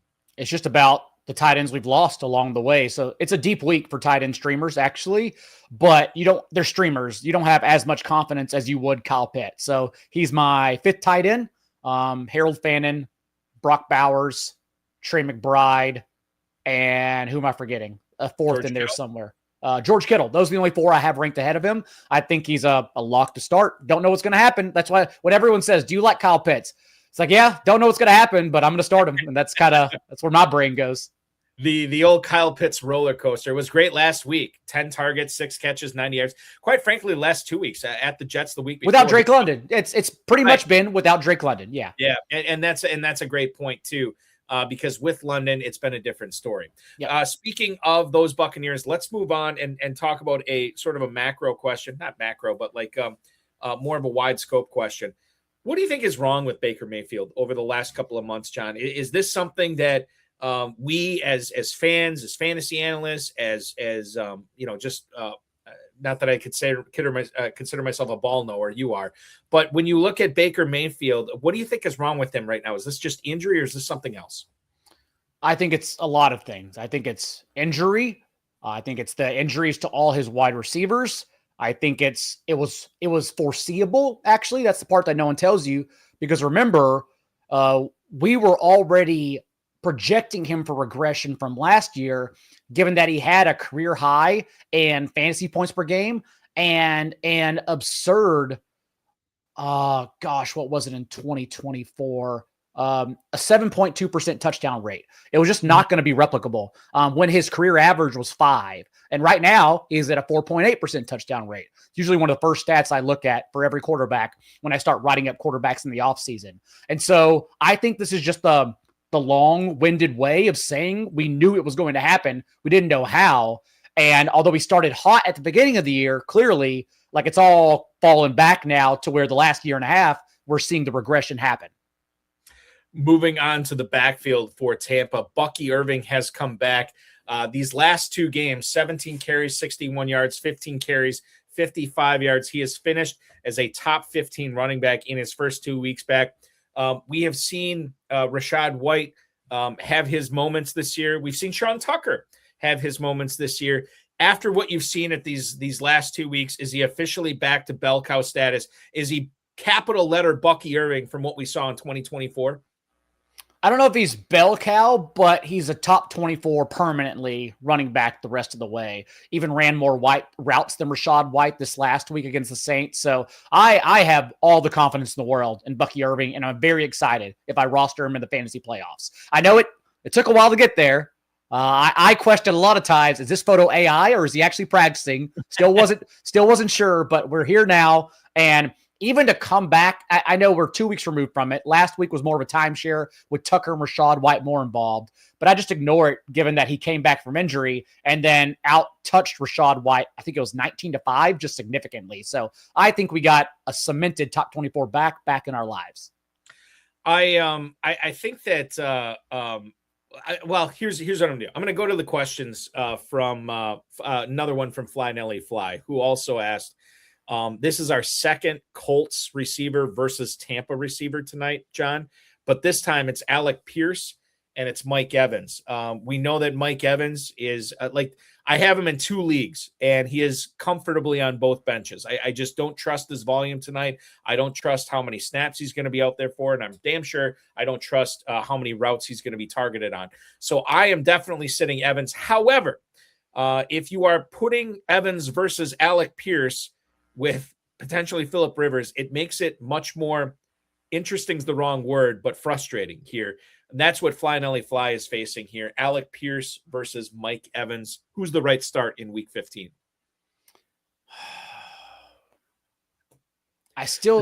The sigh from John Daigle tells it all. We got 2 minutes to answer. I think it's Alec Pierce. Again, I just don't know. And historically, not Bucky Irving, but Chris Godwin, they brought him back slowly from injury. I think I'm worried about Mike Evans personally. And this is coming from a guy who is not as down. I mean, I'm down on Phillip Rivers, but I don't think I'm as down as John is. But I would be playing Pierce over Evans tonight. Yeah. Now the other thing that I have to mention here, Jalen McMillan is active tonight. How much is he going to gum up the works for guys like Egbuka, Godwin, and quite frankly, Mike Evans? No Cade Otton tonight, by the way, as well. I think it's way too early for McMillan to even consider anything. And remember, at this time last year, he literally won. Hold on. Maybe I asked this the wrong way. I'm not saying start McMillan, but for like Godwin or Egbuka, are you saying that he has no impact on these guys? I don't think so right now. The initial reports, this is a long time ago, but the initial reports were even that he could miss the entire year. Seems like they're just getting everyone back healthy for this little run towards the end of the season. It's a short turnaround. I don't think Evans and McMillan are involved much tonight. I think it's more about the 10 days of recovery they're going to get going into next week. Last question, less than a minute to answer. How strong of a play is the Buccaneers defense tonight against Kirk Cousins and the Falcons? It's relative to what else you have, but yeah, it's fine. You can play them. Okay. It's the time of the year where everyone asks questions about, do I start the defense 9 or the defense 10 on the week? And it's like, well, we we don't have infinite time. And even if we did, we wouldn't get these marginal points right. So yeah, you got a good streaming defense. Just take it at that. Do you think, and by the way, Ian Rappaport reported this roughly 20 minutes ago, maybe 25 minutes ago, that Arthur Blank, the owner of the Falcons, is going to evaluate the football ops at the end of the year, including Raheem Morris, who's the head coach, including Terry Fontenot, who's the GM as well. They're 4-9 right now. For people who are counting on Drake London for the rest of the season, how realistic is it that he just gets shut down for the rest of the year here, John? Yeah, it's realistic. I don't think it's going to happen, but given that he's not practicing at all, it's certainly a possibility. I don't think if we get DMPs again with 10 days to rest after this, if we get more DMPs on Monday next week, that's when we start getting really concerned that he's just done. Same thing we're asking about Jayden Daniels, for example. Don't think he's shut down yet, but it's absolutely a possibility, if not probable. Couple other things here. Let me transition with this way. Who do you think is more likely? Well, no, let's do it this way. Who do you think is more likely to play again this season? Drake London or Garrett Wilson? Garrett Wilson. Garrett Wilson didn't go on IR, right? Has not. Yeah, I think there's a chance he comes in. The big contention with him is like this Brady Cook stuff. It's like, why are you bringing Wilson back if you're having your third string quarterback out there? That's true. The coaches are still, I don't think they're evaluating Brady Cook. No. Yeah, I don't know, because like Breece Hall's not going to be on the Jets next year either, so I don't know what they're doing, to be honest. And to be fair, they're playing like they don't know what they're doing. Where do you hope Hall ends up? Like Kansas City or something else? What are you thinking? Yeah, I hope it's a good offense like that for sure. I have no idea at this time of the year, week 15. Like I know the wide receiver free agent class is a really good one, but Breece Hall, like those guys are getting dealt. I was asked in the ETR Discord earlier this week, like who are some players that if they were dropped, for example, you would pick up if we have keepers. Braylon Allen was one of them just because Breece Hall is going to get dealt. Yeah. Ricky Pearsall was one. If in a season-long league, there's a chance he was dropped. And Juwan Jennings and Brandon Ayuk aren't going to be back with the Niners next year. So that's a pretty easy, obvious buy. Same for Luther Burden because DJ Moore definitely won't be back next year. So it's the time of the year where people are looking at options like that. It's going to be fun. I mean, like, I feel like for many of us, like you do too, but we have teams in the fantasy playoffs. We have teams competing for huge prizes, but they're still like this time of year, man. It's just we got one eye into the offseason and what's going to be coming up next year. We are off and running in Tampa tonight. Zane Gonzalez has kicked it off to get things underway. We have a return by Tampa out to the 34. It is a 1st and 10 for Tampa, and they hand it off to Bucky Irving, who promptly gets a first down on 11-yard carry, and then it's a Bucky Irving catch for 11 yards as well. So Irving off to, as you just said, John, back to a locked-in top 24 status, and maybe a big night incoming here for him as we begin your two-screen experience with the Buccaneers and Falcons. Mike Evans, by the way, out there on the first play of the game. I want to bring Davante Adams up here. I think this is worth talking about considering how many points Vegas has in being scored in this Rams-Lions game. Davante Adams last week did not practice on Wednesday. He practiced Thursday. He's dealing with a hamstring issue. Today, he did not practice at all. And this is, a soft tissue injury, 4 catches for 29 yards last week. So it's not like he crushed it last week. And I'm kind of worried about him at this point. Obviously, if he gets into practice tomorrow, I feel pretty good about it. But at this point right now, John, what's your level of concern about Davante Adams being available for this Lions game on Sunday? No concern just yet. I think we're just at the time of the year where a lot of guys get Wednesday is off. And more importantly, the veterans don't need a practice because these are teams that have eyes towards more important games over the last month. Because remember, the NFL purposely stacks the last month with more division games to make players play more as opposed to being shut down because these games matter. So it's just that time of the year where everyone's going to freak out about Wednesday and Thursday practice reports. I would not, especially for veterans. Okay. And that makes perfect sense. I don't think I've ever freaked out about a Wednesday practice report. Some people, because, it's the playoffs. I get it. Everyone's hyper-focused right now on every little decision. And Woody Marks got Wednesday off, but Woody Marks also had 26 touches last week. Let's give the kid a day off. It's okay. No, we should never worry about those situations. It's an incomplete pass for Mike Evans, a no gain for Bucky Irving on a right tackle run, and then an incomplete pass to Emeka Egbuka. 4th and 10 now for the Buccaneers at the Falcons 44. We are waiting with bated breath to see what they do here. 12:46 left in the first quarter. The Saints backfield is what I want to touch on real briefly before we take a break. Devin, Neal limited in today's practice. No practice for Alvin Kamara. I want to get your thoughts on how strong of a play Devin Neal is and how what his volume looks like, not only this week, the rest of the season as well. And then what you think New Orleans is going to do next year, not only with Devin Neal coming back, they have a decision to make about Alvin Kamara, and they have Kendre Miller, who will no longer be on IR at the start of next season as well. Devin Neal is going as long as Alvin Kamara remains out. That's also someone I don't think we see again this year. Pretty sure they're just over it. Devin Neal is someone who's going to get every single touch. And so that's a guy that, you hold your nose and just put into your lineup, understanding he's going to get every carry. Not sure if he'll do well. The Rams are a different unit, but even they, just got there with both running backs, Blake Corum and Kyron Williams, over 70 yards and a touchdown. You look back to what Panthers have given up beyond that. Even this last game, Kamara had 83 rushing yards, 110 yards from scrimmage. So it's a matchup I'm pretty confident in for Devin Neal. Not only that, because Tyler Shough is proving. Tyler Shough, who didn't run at all. He was a statue. He was a sloth in college. And now he has 6 carries in 3 consecutive games out of nowhere. The Panthers are also generating pressure at the league's lowest rate. That game could also be sneaky fun just because I'm expecting the Saints to put up points. Loaded question for you. Percentage chance Tyler Shough is the starting quarterback week 1 of 2026 for the New Orleans Saints? No. 0? 5. Oh, 5. I'll give it 5 just because their draft pick is so high. They're going to take a quarterback. Now it's a wide open quarterback class with no strong traits. Everyone's a project, but Kellen Moore has actually done all the right things. It's like Liam Cohen. I know the results aren't showing themselves, at least for the Saints, but the Saints, remember also their roster was bereft of talent from the beginning of the year. They literally came into the year basically waiting to pick Arch Manning. And then Arch Manning even showed he's a project.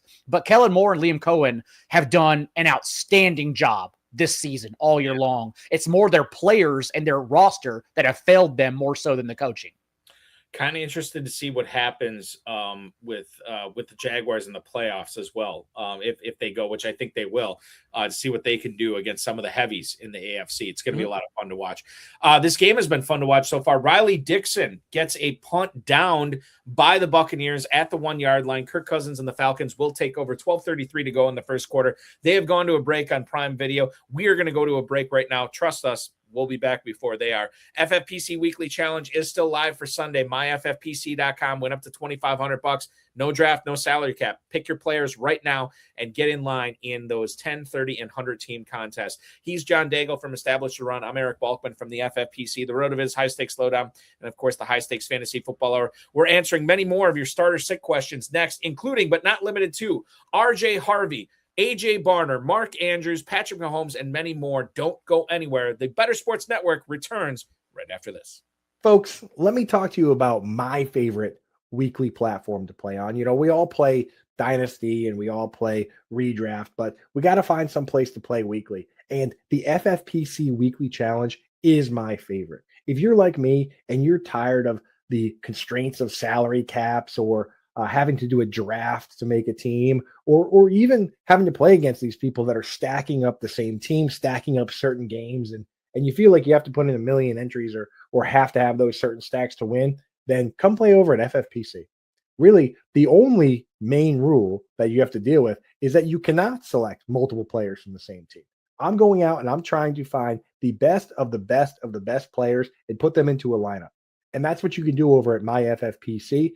You can go out and you can take the number 1 running back in Bijan Robinson, and you can also have Saquon Barkley. As long as they're not in the same team, you can put them all into a lineup, right? And there's 4 flexes for this, so there's a lot of flexibility. There's 2 different contests, one that has kickers and defenses, one that's just position players.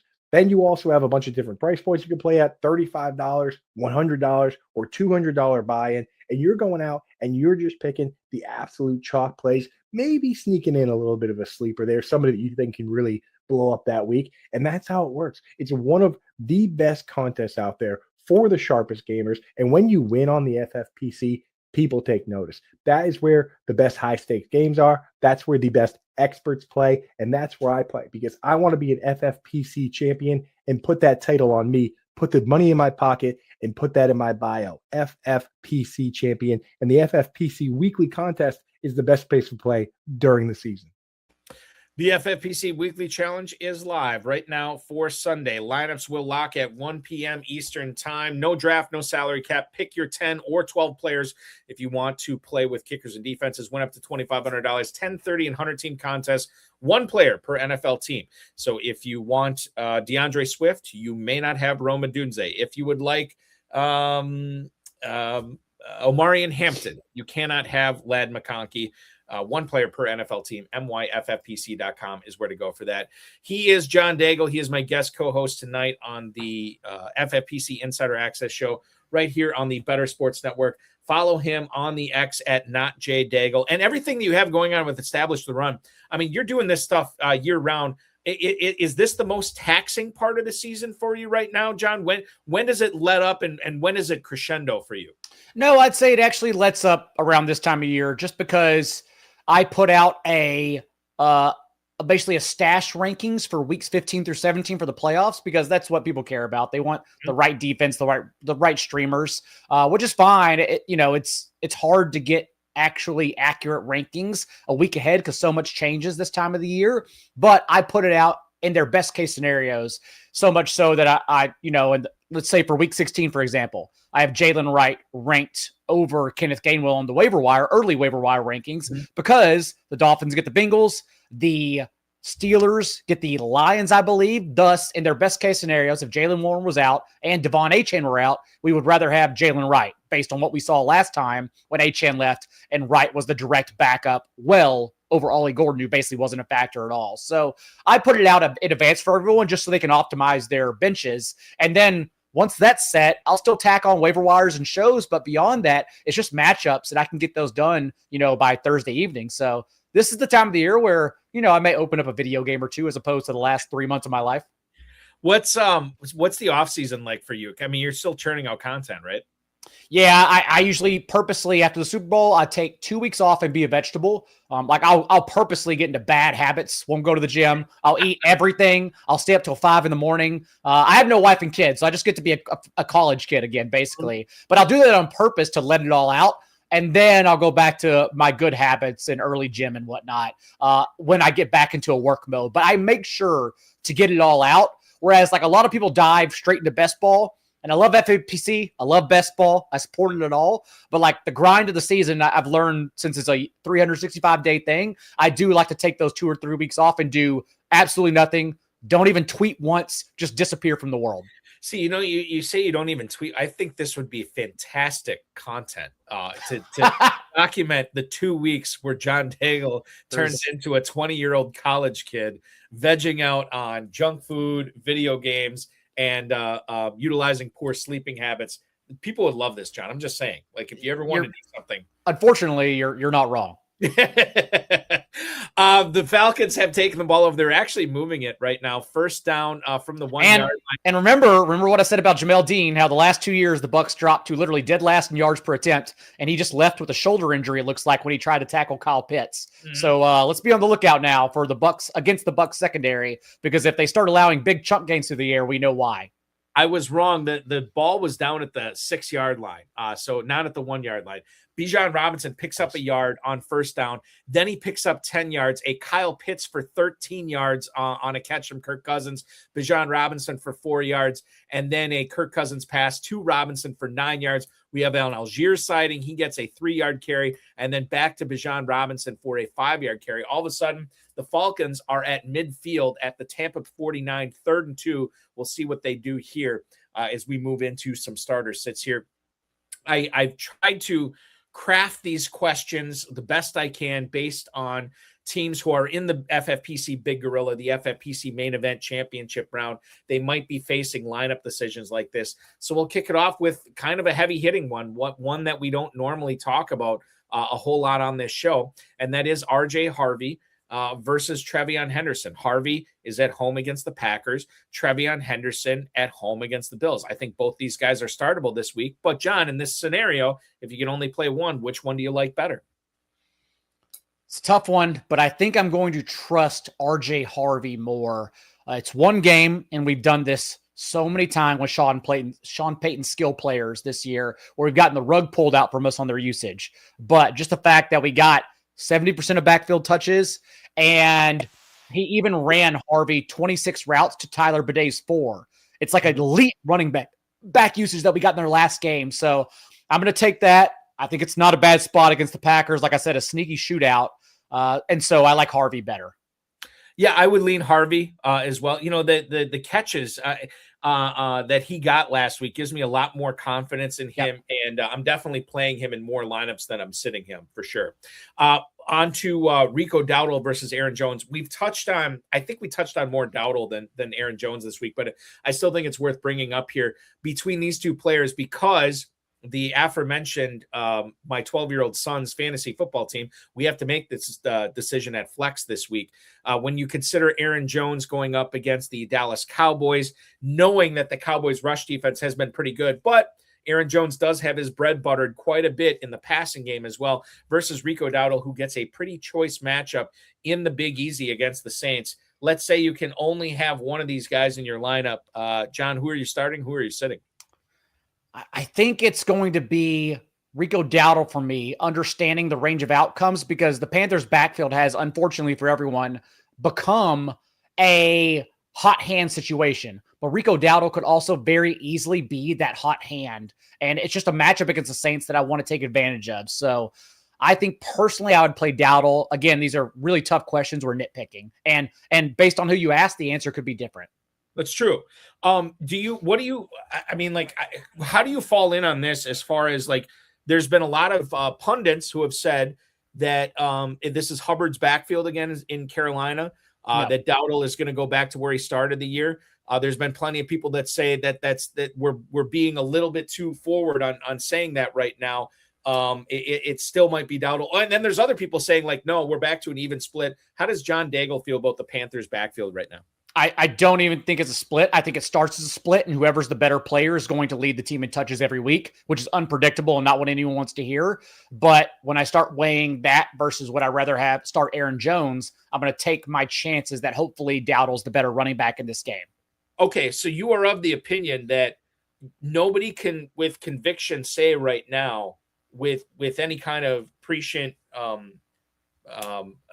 predictability, that it's going to be Dowdle or it's going to be Hubbard. It could be either one of these guys, and it's a coin. I definitely believe so, because last game Chuba Hubbard was the hot hand. That's why he got more touches. I think like he may start the game because he earned it from the last game before their bye, but it could easily be Rico Dowdle who leads them in touches. So yeah, I'll take my chance on Dowdle. It's not like Seattle's backfield. That's truly, I know everyone's trying to make Ken Walker a thing all year long. It's never going to happen.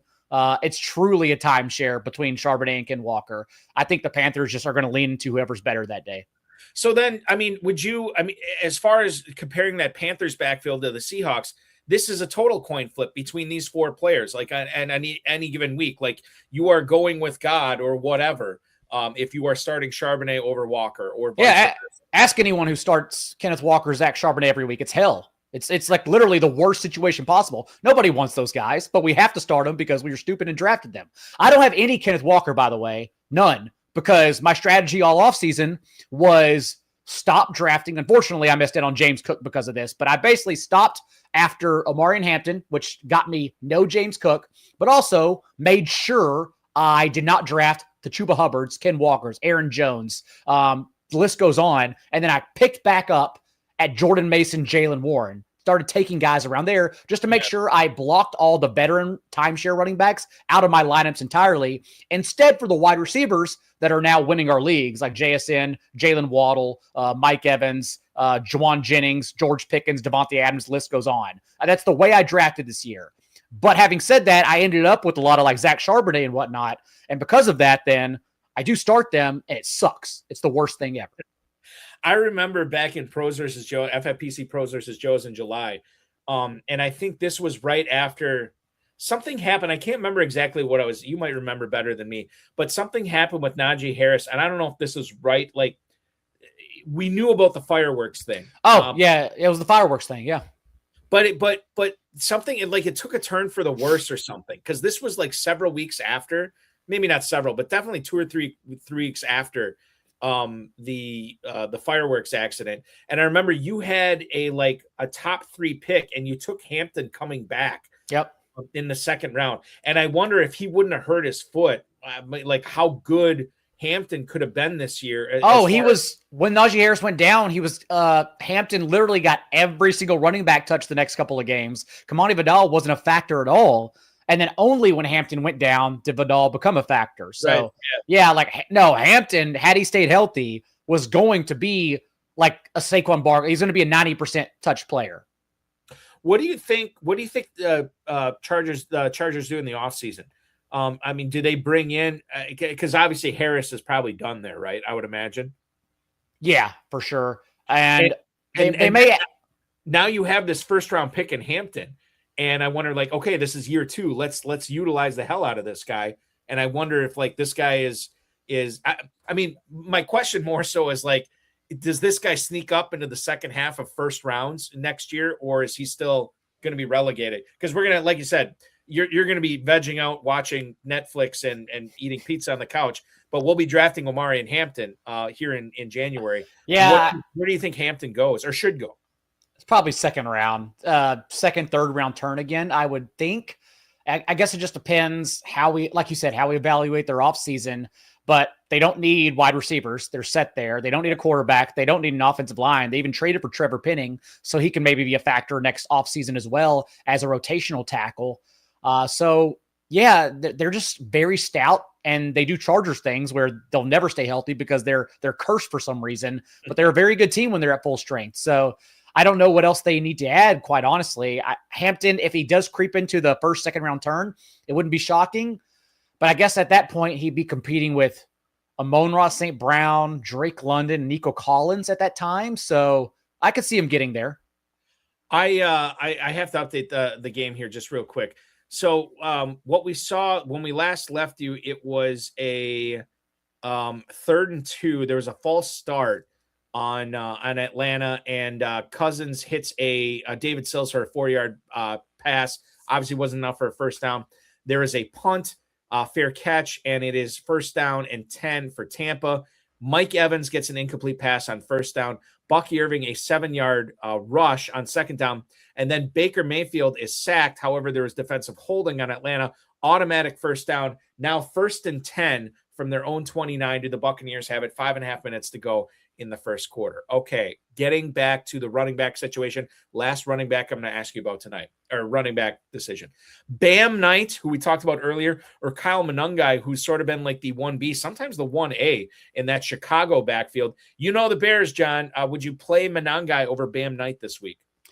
Really tough, but I do trust Ben Johnson more than I trust the Cardinals against the Texans. That's pretty much what it comes down to where even their run schemes are so creative. Go back and watch that Eagles game on Black Friday where that wasn't even DeAndre Swift, Jalen Carter, Kyle Monangai. That was Ben Johnson's stats, getting both his running backs over 100 yards. First time the Bears did that since the 1985 Super Bowl season, by the way, with 200-yard rushers. So, yeah, I think I'll take Monangai just for the scheme since we're nitpicking. We are nitpicking here a little bit, and I think I'm with you on this on Monangai. There's one. By the way, I don't know if you've seen the weather, but it's going to be -20 wind chill in that Bears game in Chicago on Sunday against Cleveland. -20 wind chill. Interesting. I'll be playing. No, I have a soccer game, indoor game, of course, Sunday morning. And then I'll probably stick around the field and watch the first slate of games where I have to come back and take notes. But I don't want to step outside at all. Yeah. How do you play indoor soccer on a Sunday morning when all this stuff is going on for we play early, and I bring my laptop to the bar or the field that then becomes the bar after the game. You know what's funny about that is I played soccer in high school, and then after that I played indoor soccer, and then until then my friends eventually gave it up. I just don't have people to play with anymore. Not that I'm in shape to play with anymore. I will say this, and feel free to disagree with me. Indoor soccer was some of the best workouts I've ever gotten in my entire life. Going up in where there's just nothing. There's no outs. The ball stays in play pretty much the entire time. You are constantly running and cutting. Oh, the cutting. My God, how many times did I blow out the sides of my flats playing indoor soccer? And it was so much fun. I can't do it anymore because I don't have any friends to play it with. And the fact that you get to play it on a Sunday morning and then flip open your laptop, start working with a cocktail. That's a little slice of heaven right there, John. Yeah, we play in a competitive league. That's something like I'm never giving up. Actually, like I'm going to play. We have a 10 p.m. game tonight. I usually play 2 or 3 times per week. I'm never giving it up. I played throughout high school. I played 1 year in college, small college. I'm goalie. And so like the thing is like it's hard on my body because I'm diving on turf. And like it like beats your shoulders up bad. But I go to PT twice a week just because I also run, long distances. We've talked about that in the past. I have a 30 miler. My first one of the season is in April. So like I'm in training season already. So it's no big deal. Goalie too. I would never want to do that with indoor because I love it. I love it so much. You constantly have those balls bouncing right off the sides. Yeah. And then, like you gotta be a cat, man. When it you're on your toes. Like it's mental fatigue because like anyone can just like, even off the ball comes off the wall, they can just punt it toward the goal. So I have to always be ready at all times. So it's just like 25 minutes of mentally locking in. You take a little halftime break and then you get ready to mentally lock in again. Then you grab a picture with your teammates. It's the best. If you ever wondered why John Daigle is so sharp as far as fantasy football goes, he's doing it on the field. That's how he's sharp. I do have to be the captain of the field, like, cause I'm the one that sees everything. So lots of shouting, lots of calling out offensive schemes, even at goalie. We have a Rachaad White 20-yard gain on first down, and then a Mike Evans catch for 12 yards, an incomplete pass deep to Emeka Egbuka, and then a Baker Mayfield sack. So right now we are looking at 3rd and 15 from the Falcons 43 for Tampa. It is 3 minutes to go in the first quarter. Okay, getting back to it. Let's go wide receivers this week.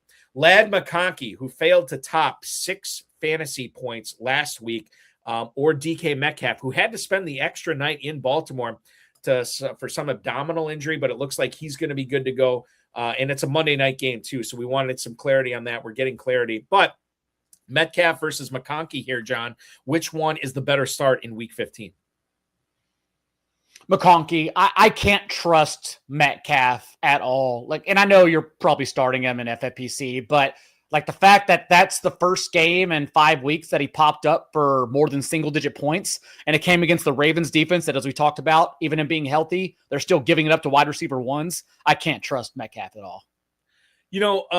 One of the things that I was concerned about with this Metcalf signing in Pittsburgh, and I think I don't know, feel free to disagree with me. I think it's starting to rear its head. Metcalf not being the most precise route runner in the world. And then Aaron Rodgers throwing to him, who requires precise, you have to be at this spot at this time or whatever. And even Metcalf's athleticism and catch radius can only save him from so much. But I think that's part of the reason that we're seeing such inconsistent inconsistent production from Metcalf here. This is kind of what I was worried about. And for the most part in this season, Metcalf has been able to overcome that. Rodgers and him have been able to overcome it.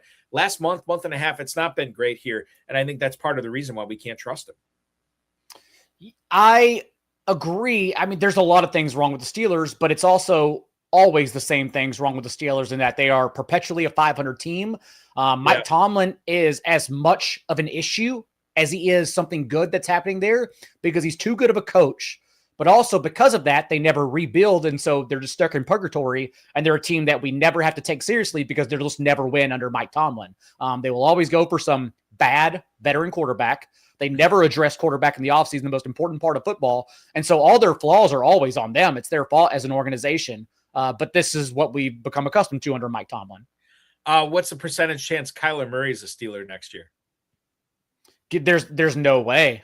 No, Mike Tomlin's not having a guy of his character. No, like those issues, zero chance. No, you got to be stern. Like you got to be a strong-minded veteran in order for Tomlin to trust you. Okay. Or Mason Rudolph. Or Mason Rudolph. Yeah. Always Mason Rudolph somehow. One of the most mentally tough backup quarterbacks we have seen. Yeah. No, I don't know. Anyway, wide receiver here next, Khalil Shakir versus Brian Thomas. Khalil Shakir this week taking on the New England Patriots. Brian Thomas at home against the Jets. Can't believe I'm asking this question here in week 15, but given how the seasons have gone for both of these players, it's a viable question, John. I would lean towards Brian Thomas, just given the matchup against the Jets. I think, again, without Sauce Gardner, their secondary, their defense in general is really falling apart. Trevor Lawrence also, he hasn't been good, but he's constantly putting up fantasy points every single week. I think he has 5 consecutive games with top 12 finishes. And so I'll ride it. I know it's not pretty. And maybe it's still that I just can't get over the fact that Brian Thomas had such a crazy sophomore fall from grace that I still view him as the guy I saw in the last month of last season. But I think I'll still start Thomas. I'm gonna go Shakir here, but I'm gonna couch this. I'm gonna couch this by saying this. If you feel like the FFPC main event, championship round, Big Gorilla championship round it gets underway this week. If you feel like you are way down there, like you're in 400th, 500th, 800th place or whatever, and you need to make a move because this is going to be a 3-week process for you to get back up there, then I can totally see the upside with Brian Thomas because I don't think Khalil Shakir is going to light you up with, 9 catches for 160 yards and 3 touchdowns. And I don't think Brian Thomas does either, but I think the ceiling is higher for him, the floor much higher for Shakir. Bearing in mind that, and I think Darren Armani from Fantasy Mojo posted this a couple of weeks ago, that the teams that won the $1 million in the main event and the Big Gorilla last year started off the championship round between 400th and 500th place in the main event. I think between 800th and 900th place in the Big Gorilla. So a lot of stuff can happen here, and you can make it happen if you are successful enough in making the right calls in week 15. The Tampa Bay Buccaneers have made a right call here. This is insane stuff. So 3rd and 15 from the Falcons 43. Baker Mayfield hits Emeka Egbuka for a 23-yard pass, and then he hits Jalen McMillan for a 20-yard catch. Initially they ruled him down, but it was reversed. Now they're calling it a touchdown for the Buccaneers. Or am I wrong? John, do you have this up right now? Now I'm confused. Nope, they reversed it. It is actually a touchdown, and now it's going to be 1st and goal at the 1. He's down at the 1, and at least, unfortunately, I'm shaking my head because Sean Tucker's the goal line back in right now over Bucky Irving. So I'm really upset right now. Yeah, it's really annoying. This is tilting. Obviously, you don't want to see it, but we'll see what Tampa does here. Remember, no Cade Otton out there who's inactive tonight, so we'll see if they give it to Tucker. We'll see what they do here on 1st down. And actually, on 1st down, they do throw a pass. It's incomplete to Mike Evans, so now 2nd and goal from the 1. And we'll give you updates on that. One more wide receiver question. These guys are playing each other this week, John. We've touched on this game throughout our broadcast tonight. Who would you rather play, Courtland Sutton against Green Bay or Christian Watson, obviously on the road in Denver? Yeah, I your love for Christian Watson before.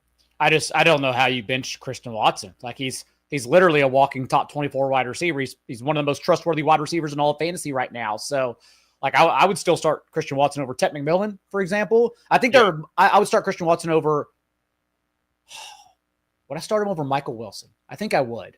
I just don't know I don't know why you would bench Christian Watson against any matchup right now. Okay. I'm going to throw this at you right now. And this is one of my leagues where I have Christian Watson in, and I currently have him on the bench, but maybe you can sell me on it. Okay. Here it is. Oh, okay. No. Okay. Jackson Smith and Jigga, you're playing over Watson, right? Yeah. You play JSN over everyone but Puka, but you don't have to make that choice ever. I'm just going through all my receivers on this team. Yeah. And Emeka Egbuka, and it is a Sean Tucker touchdown, by the way, for 1 yard, which is really frustrating. Would you have played Egbuka over Christian Watson? No. You would have played Watson over Egbuka? Yeah, I would play Watson over Egbuka. Okay. I can still fix this then. Christian Watson against Denver or Jalen Waddle at Pittsburgh Monday night? I think if that's the case, it's probably Waddle. You're playing Waddle there, but you would play. But Watson. That's the range, though. We're talking about what, like wide receiver 17 or 18 on the week. Yeah, they're both solid. And you're playing, you just said Watson over Sutton, right? Yeah, I am. Okay. All right. And perfect. that's understanding that Pat Bryant's out. We're going to thin out the target tree. It's Yep. going back to Troy Franklin and Courtland Sutton. But I think I still trust Watson more. I like them again. No one else does. That's okay. I like the Packers offense. I think they're fine. I think they're fine too. It's just it's more of a best ball offense for me. That's been the frustrating thing. Sure. Now you make the case with Watson. Yeah, over the last over the last month, he's been awesome. He's been really, really good. Since basically since he's come back from injury.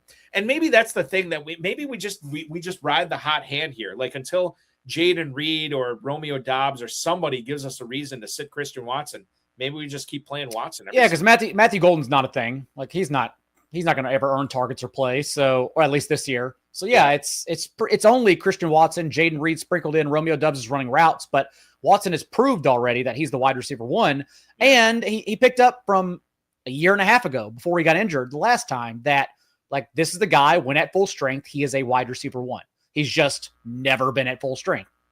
He has made some plays when Love has given him the opportunity to make a 50-50 catch or make a play. He did.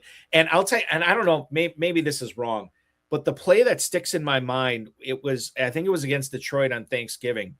He ran an out. It was just a simple like 8 or 9 yard route that went to the sideline on like a 3rd and 6 or a 2nd and 6 or something like that. Easily got the first down, but I don't know, man. He just reached out and just plucked the ball out of the air, and he made it seem so effortless. I'm like, God, that's what a number one wide receiver does. And it was such an innocuous play. Like you'd never think anything of it.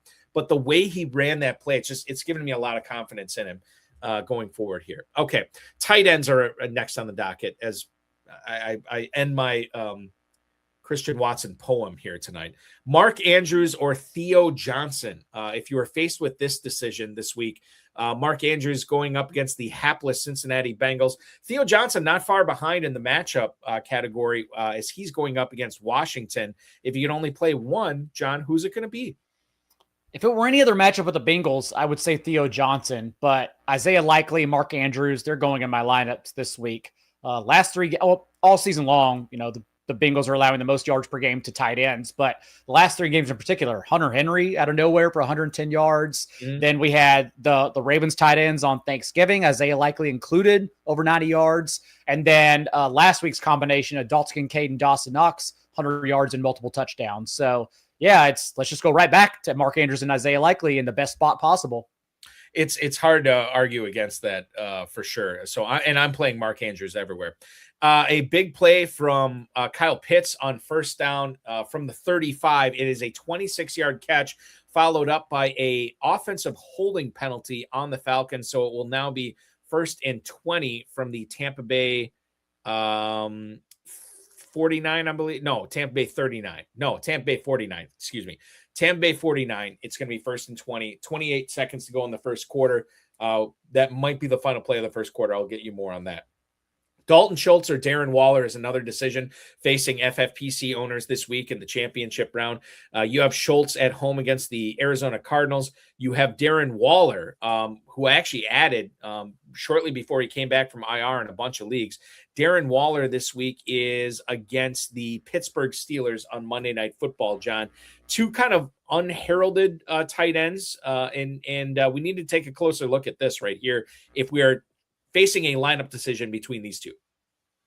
And CJ Stroud's pretty much best performances all year long were predictable because they came against defenses who just lost so many pieces on injury due to injuries, the 49ers included. And that's kind of what this spot is because the Cardinals last month have just fallen apart completely. Baker Mayfield didn't get there. Like he rushed for 27 yards and had 14 fantasy points. But beyond that, Brock Purdy, Trevor Lawrence, Matthew Stafford all threw for 3 touchdowns against them. So I think it's a really soft spot for CJ Stroud and the Texans passing game here. So I'll take Dalton Schultz this week and then Darren Waller against the Bengals next week. Yeah, that's a good point. Yeah, that and I think that's the way I would handle it as well. I think that's Schultz is the much better play this week versus Waller. It is now the end of the first quarter on Thursday Night Football. It ends on a Bijan Robinson 8-yard carry. So when we resume in the second quarter, they've gone to a break on Prime Video. We are still going here. It will be 2nd and 12 for the Falcons at the Tampa 41. Kirk Cousins has yet to throw an incompletion. We have Bijan Robinson with 28 rushing yards, beg your pardon. And then Kyle Pitts, 2 catches for 39 yards. Those are your highlights for the first quarter here tonight. One final tight end question. And I'm really holding you over the coals on this based on what you said with Oronde Gadsden before. He's at Kansas City this week.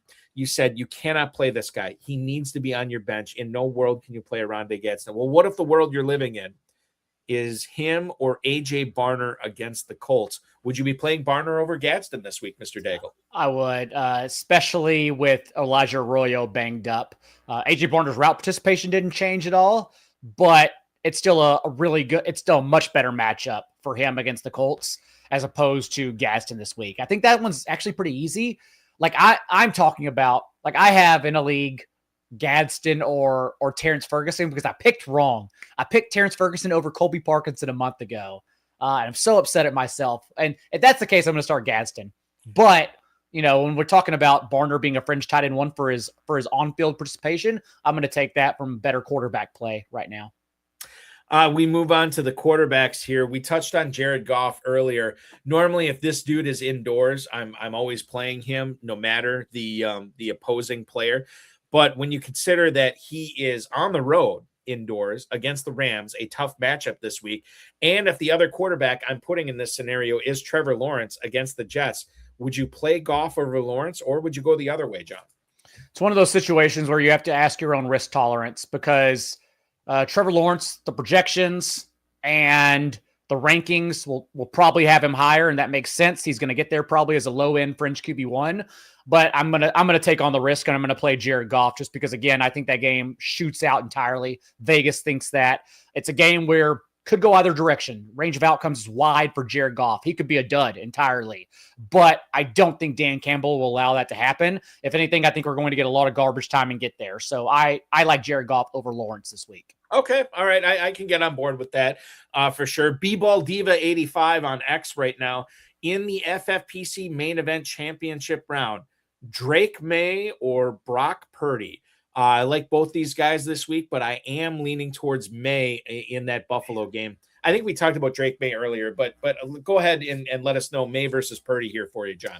Yeah, and again, May, it's the stats without Joey Bosa, how the Bills defense is they just have no elite talent, so they can't rush the passer at all. And if you leave Drake May from a clean pocket, he's going to rip you apart. And so I think that could happen again here. So I'll take Drake May. It's super close. Like the 49ers have the second highest team total in the entire slate. The Titans also the last month. Not only the offense is bad, like their defense has just fallen apart entirely. Every team is just doing whatever the hell they want against them. So even the Browns, Shadur Sanders, going for over 300 yards last week. So Brock Purdy and the Niners are going to go nuts. They're going to put up so many points on the Titans. Having said that, I'm still going to trust the rushing floor with Drake May. So, B-Ball Diva brings us up as well, and I think it's worth talking about here. The fact that the Niners are coming off their bye, should be at full systems go. They are a 12.5-point favorite at home against Tennessee. Is there something to be said for maybe this being a Christian McCaffrey, Brian Robinson game rather than a Brock Purdy game? I mean, Kyle Shanahan, first of all, they have to keep winning. So there's no taking their foot off the gas in this game.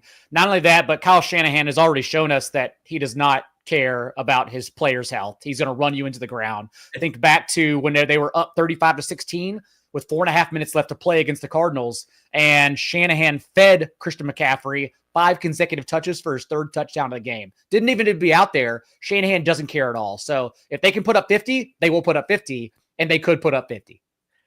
The Falcons are driving here on Thursday Night Football. It has been 14 drives since their last touchdown, and maybe it ends right here. We'll see. Kirk Cousins hits Bijan Robinson for a 7-yard pass, then David Sills for a 10-yard pass. It's a false start on Atlanta, which moves them back. Bijan Robinson gets that yardage back on a 5-yard carry. However, defensive holding enforced on Tampa. It is now 1st and 10 in the red zone for Atlanta at the Buccaneers 19-yard line. Let's move on.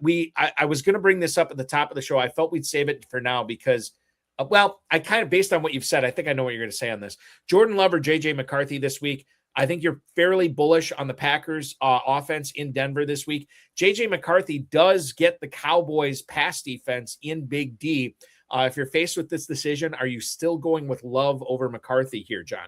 I would tell people to start McCarthy because I don't want them coming along and getting mad at me about Jordan Love. So if it were my team behind the scenes, I'm not even kidding, I would start Jordan Love, but I would literally tell everyone I'm starting Jordan Love, and I want you to start McCarthy. Do not trust me on this. I'm just going to go with my own process, and I don't think you have again, I don't think you're risk averse enough to follow me, whereas I won't care if I get it wrong. You will. So start JJ McCarthy. I will start Jordan Love and be fine with it. Final question for you tonight. It's another quarterback one. Patrick Mahomes, speaking of quarterback one, he has not been a quarterback one in like a month. He gets the Chargers at Arrowhead this week. If you have Mahomes in your starting lineup, would you switch him out for Jackson Dart at home against the Commanders, John? I think I would. It's just such a great matchup. I talked about earlier how even with Dan Quinn having to take over plays since week 10, the Commanders defense has just fallen apart entirely. Just go to the box score. Well, one, JJ McCarthy threw 3 touchdowns on you. That's all I need to say. When JJ McCarthy throws 3 touchdowns, that means you're the worst defense in the league. But Bo Nix had 320 yards, 16 fantasy points. Jared Goff before that, 300 yards, 3 touchdowns. Sam Darnold threw for 300 yards and 4 touchdowns. They've just been giving it up to everyone. I'm concerned that not only were there 0 design runs for Jackson Dart coming back from his multi-game absence with a concussion, and so maybe they've really scaled him back, but more importantly, they didn't let him do anything. Like, they didn't even really let him throw the ball in that game. He didn't have volume whatsoever with 24 pass attempts and 0 design runs. So that's my concern. But again, I think the matchup is so good. I'm just gonna trust Jackson Dart here, who I think has the higher floor and ceiling, if all goes right, than Patrick Mahomes. I am going to lean that way as well. I think I would play Dart over Mahomes this week if I'm faced with that decision, which thankfully I'm not. But that's the way I would roll with it. One final question. I'm sorry. B-Ball Diva 85. Rico Dowdle or Brenton Strange this week? Tight end premium. I'm going Strange here, John. Yeah, I'm going to go Strange in tight end premium. I think I'm going to go Strange. Definitely in tight end premium. I'm trying to think in a regular PPR league. Regular PPR, I would go Dowdle. I would go Dowdle. Brenton Strange, all he does is come back and be a top 12 tight end.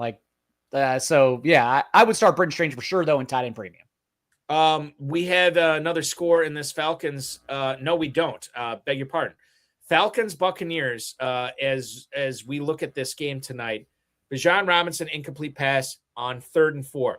Zane Gonzalez hits a 31-yard field goal. However, there is a penalty on the Buccaneers for being offside. So now it will be 1st and 10 for the Falcons, and they have cashed in as Kirk Cousins hits Kyle Pitts for an 8-yard touchdown, 7-6, about to be 7-7. Ooh, I don't know if he was offside on that field goal either.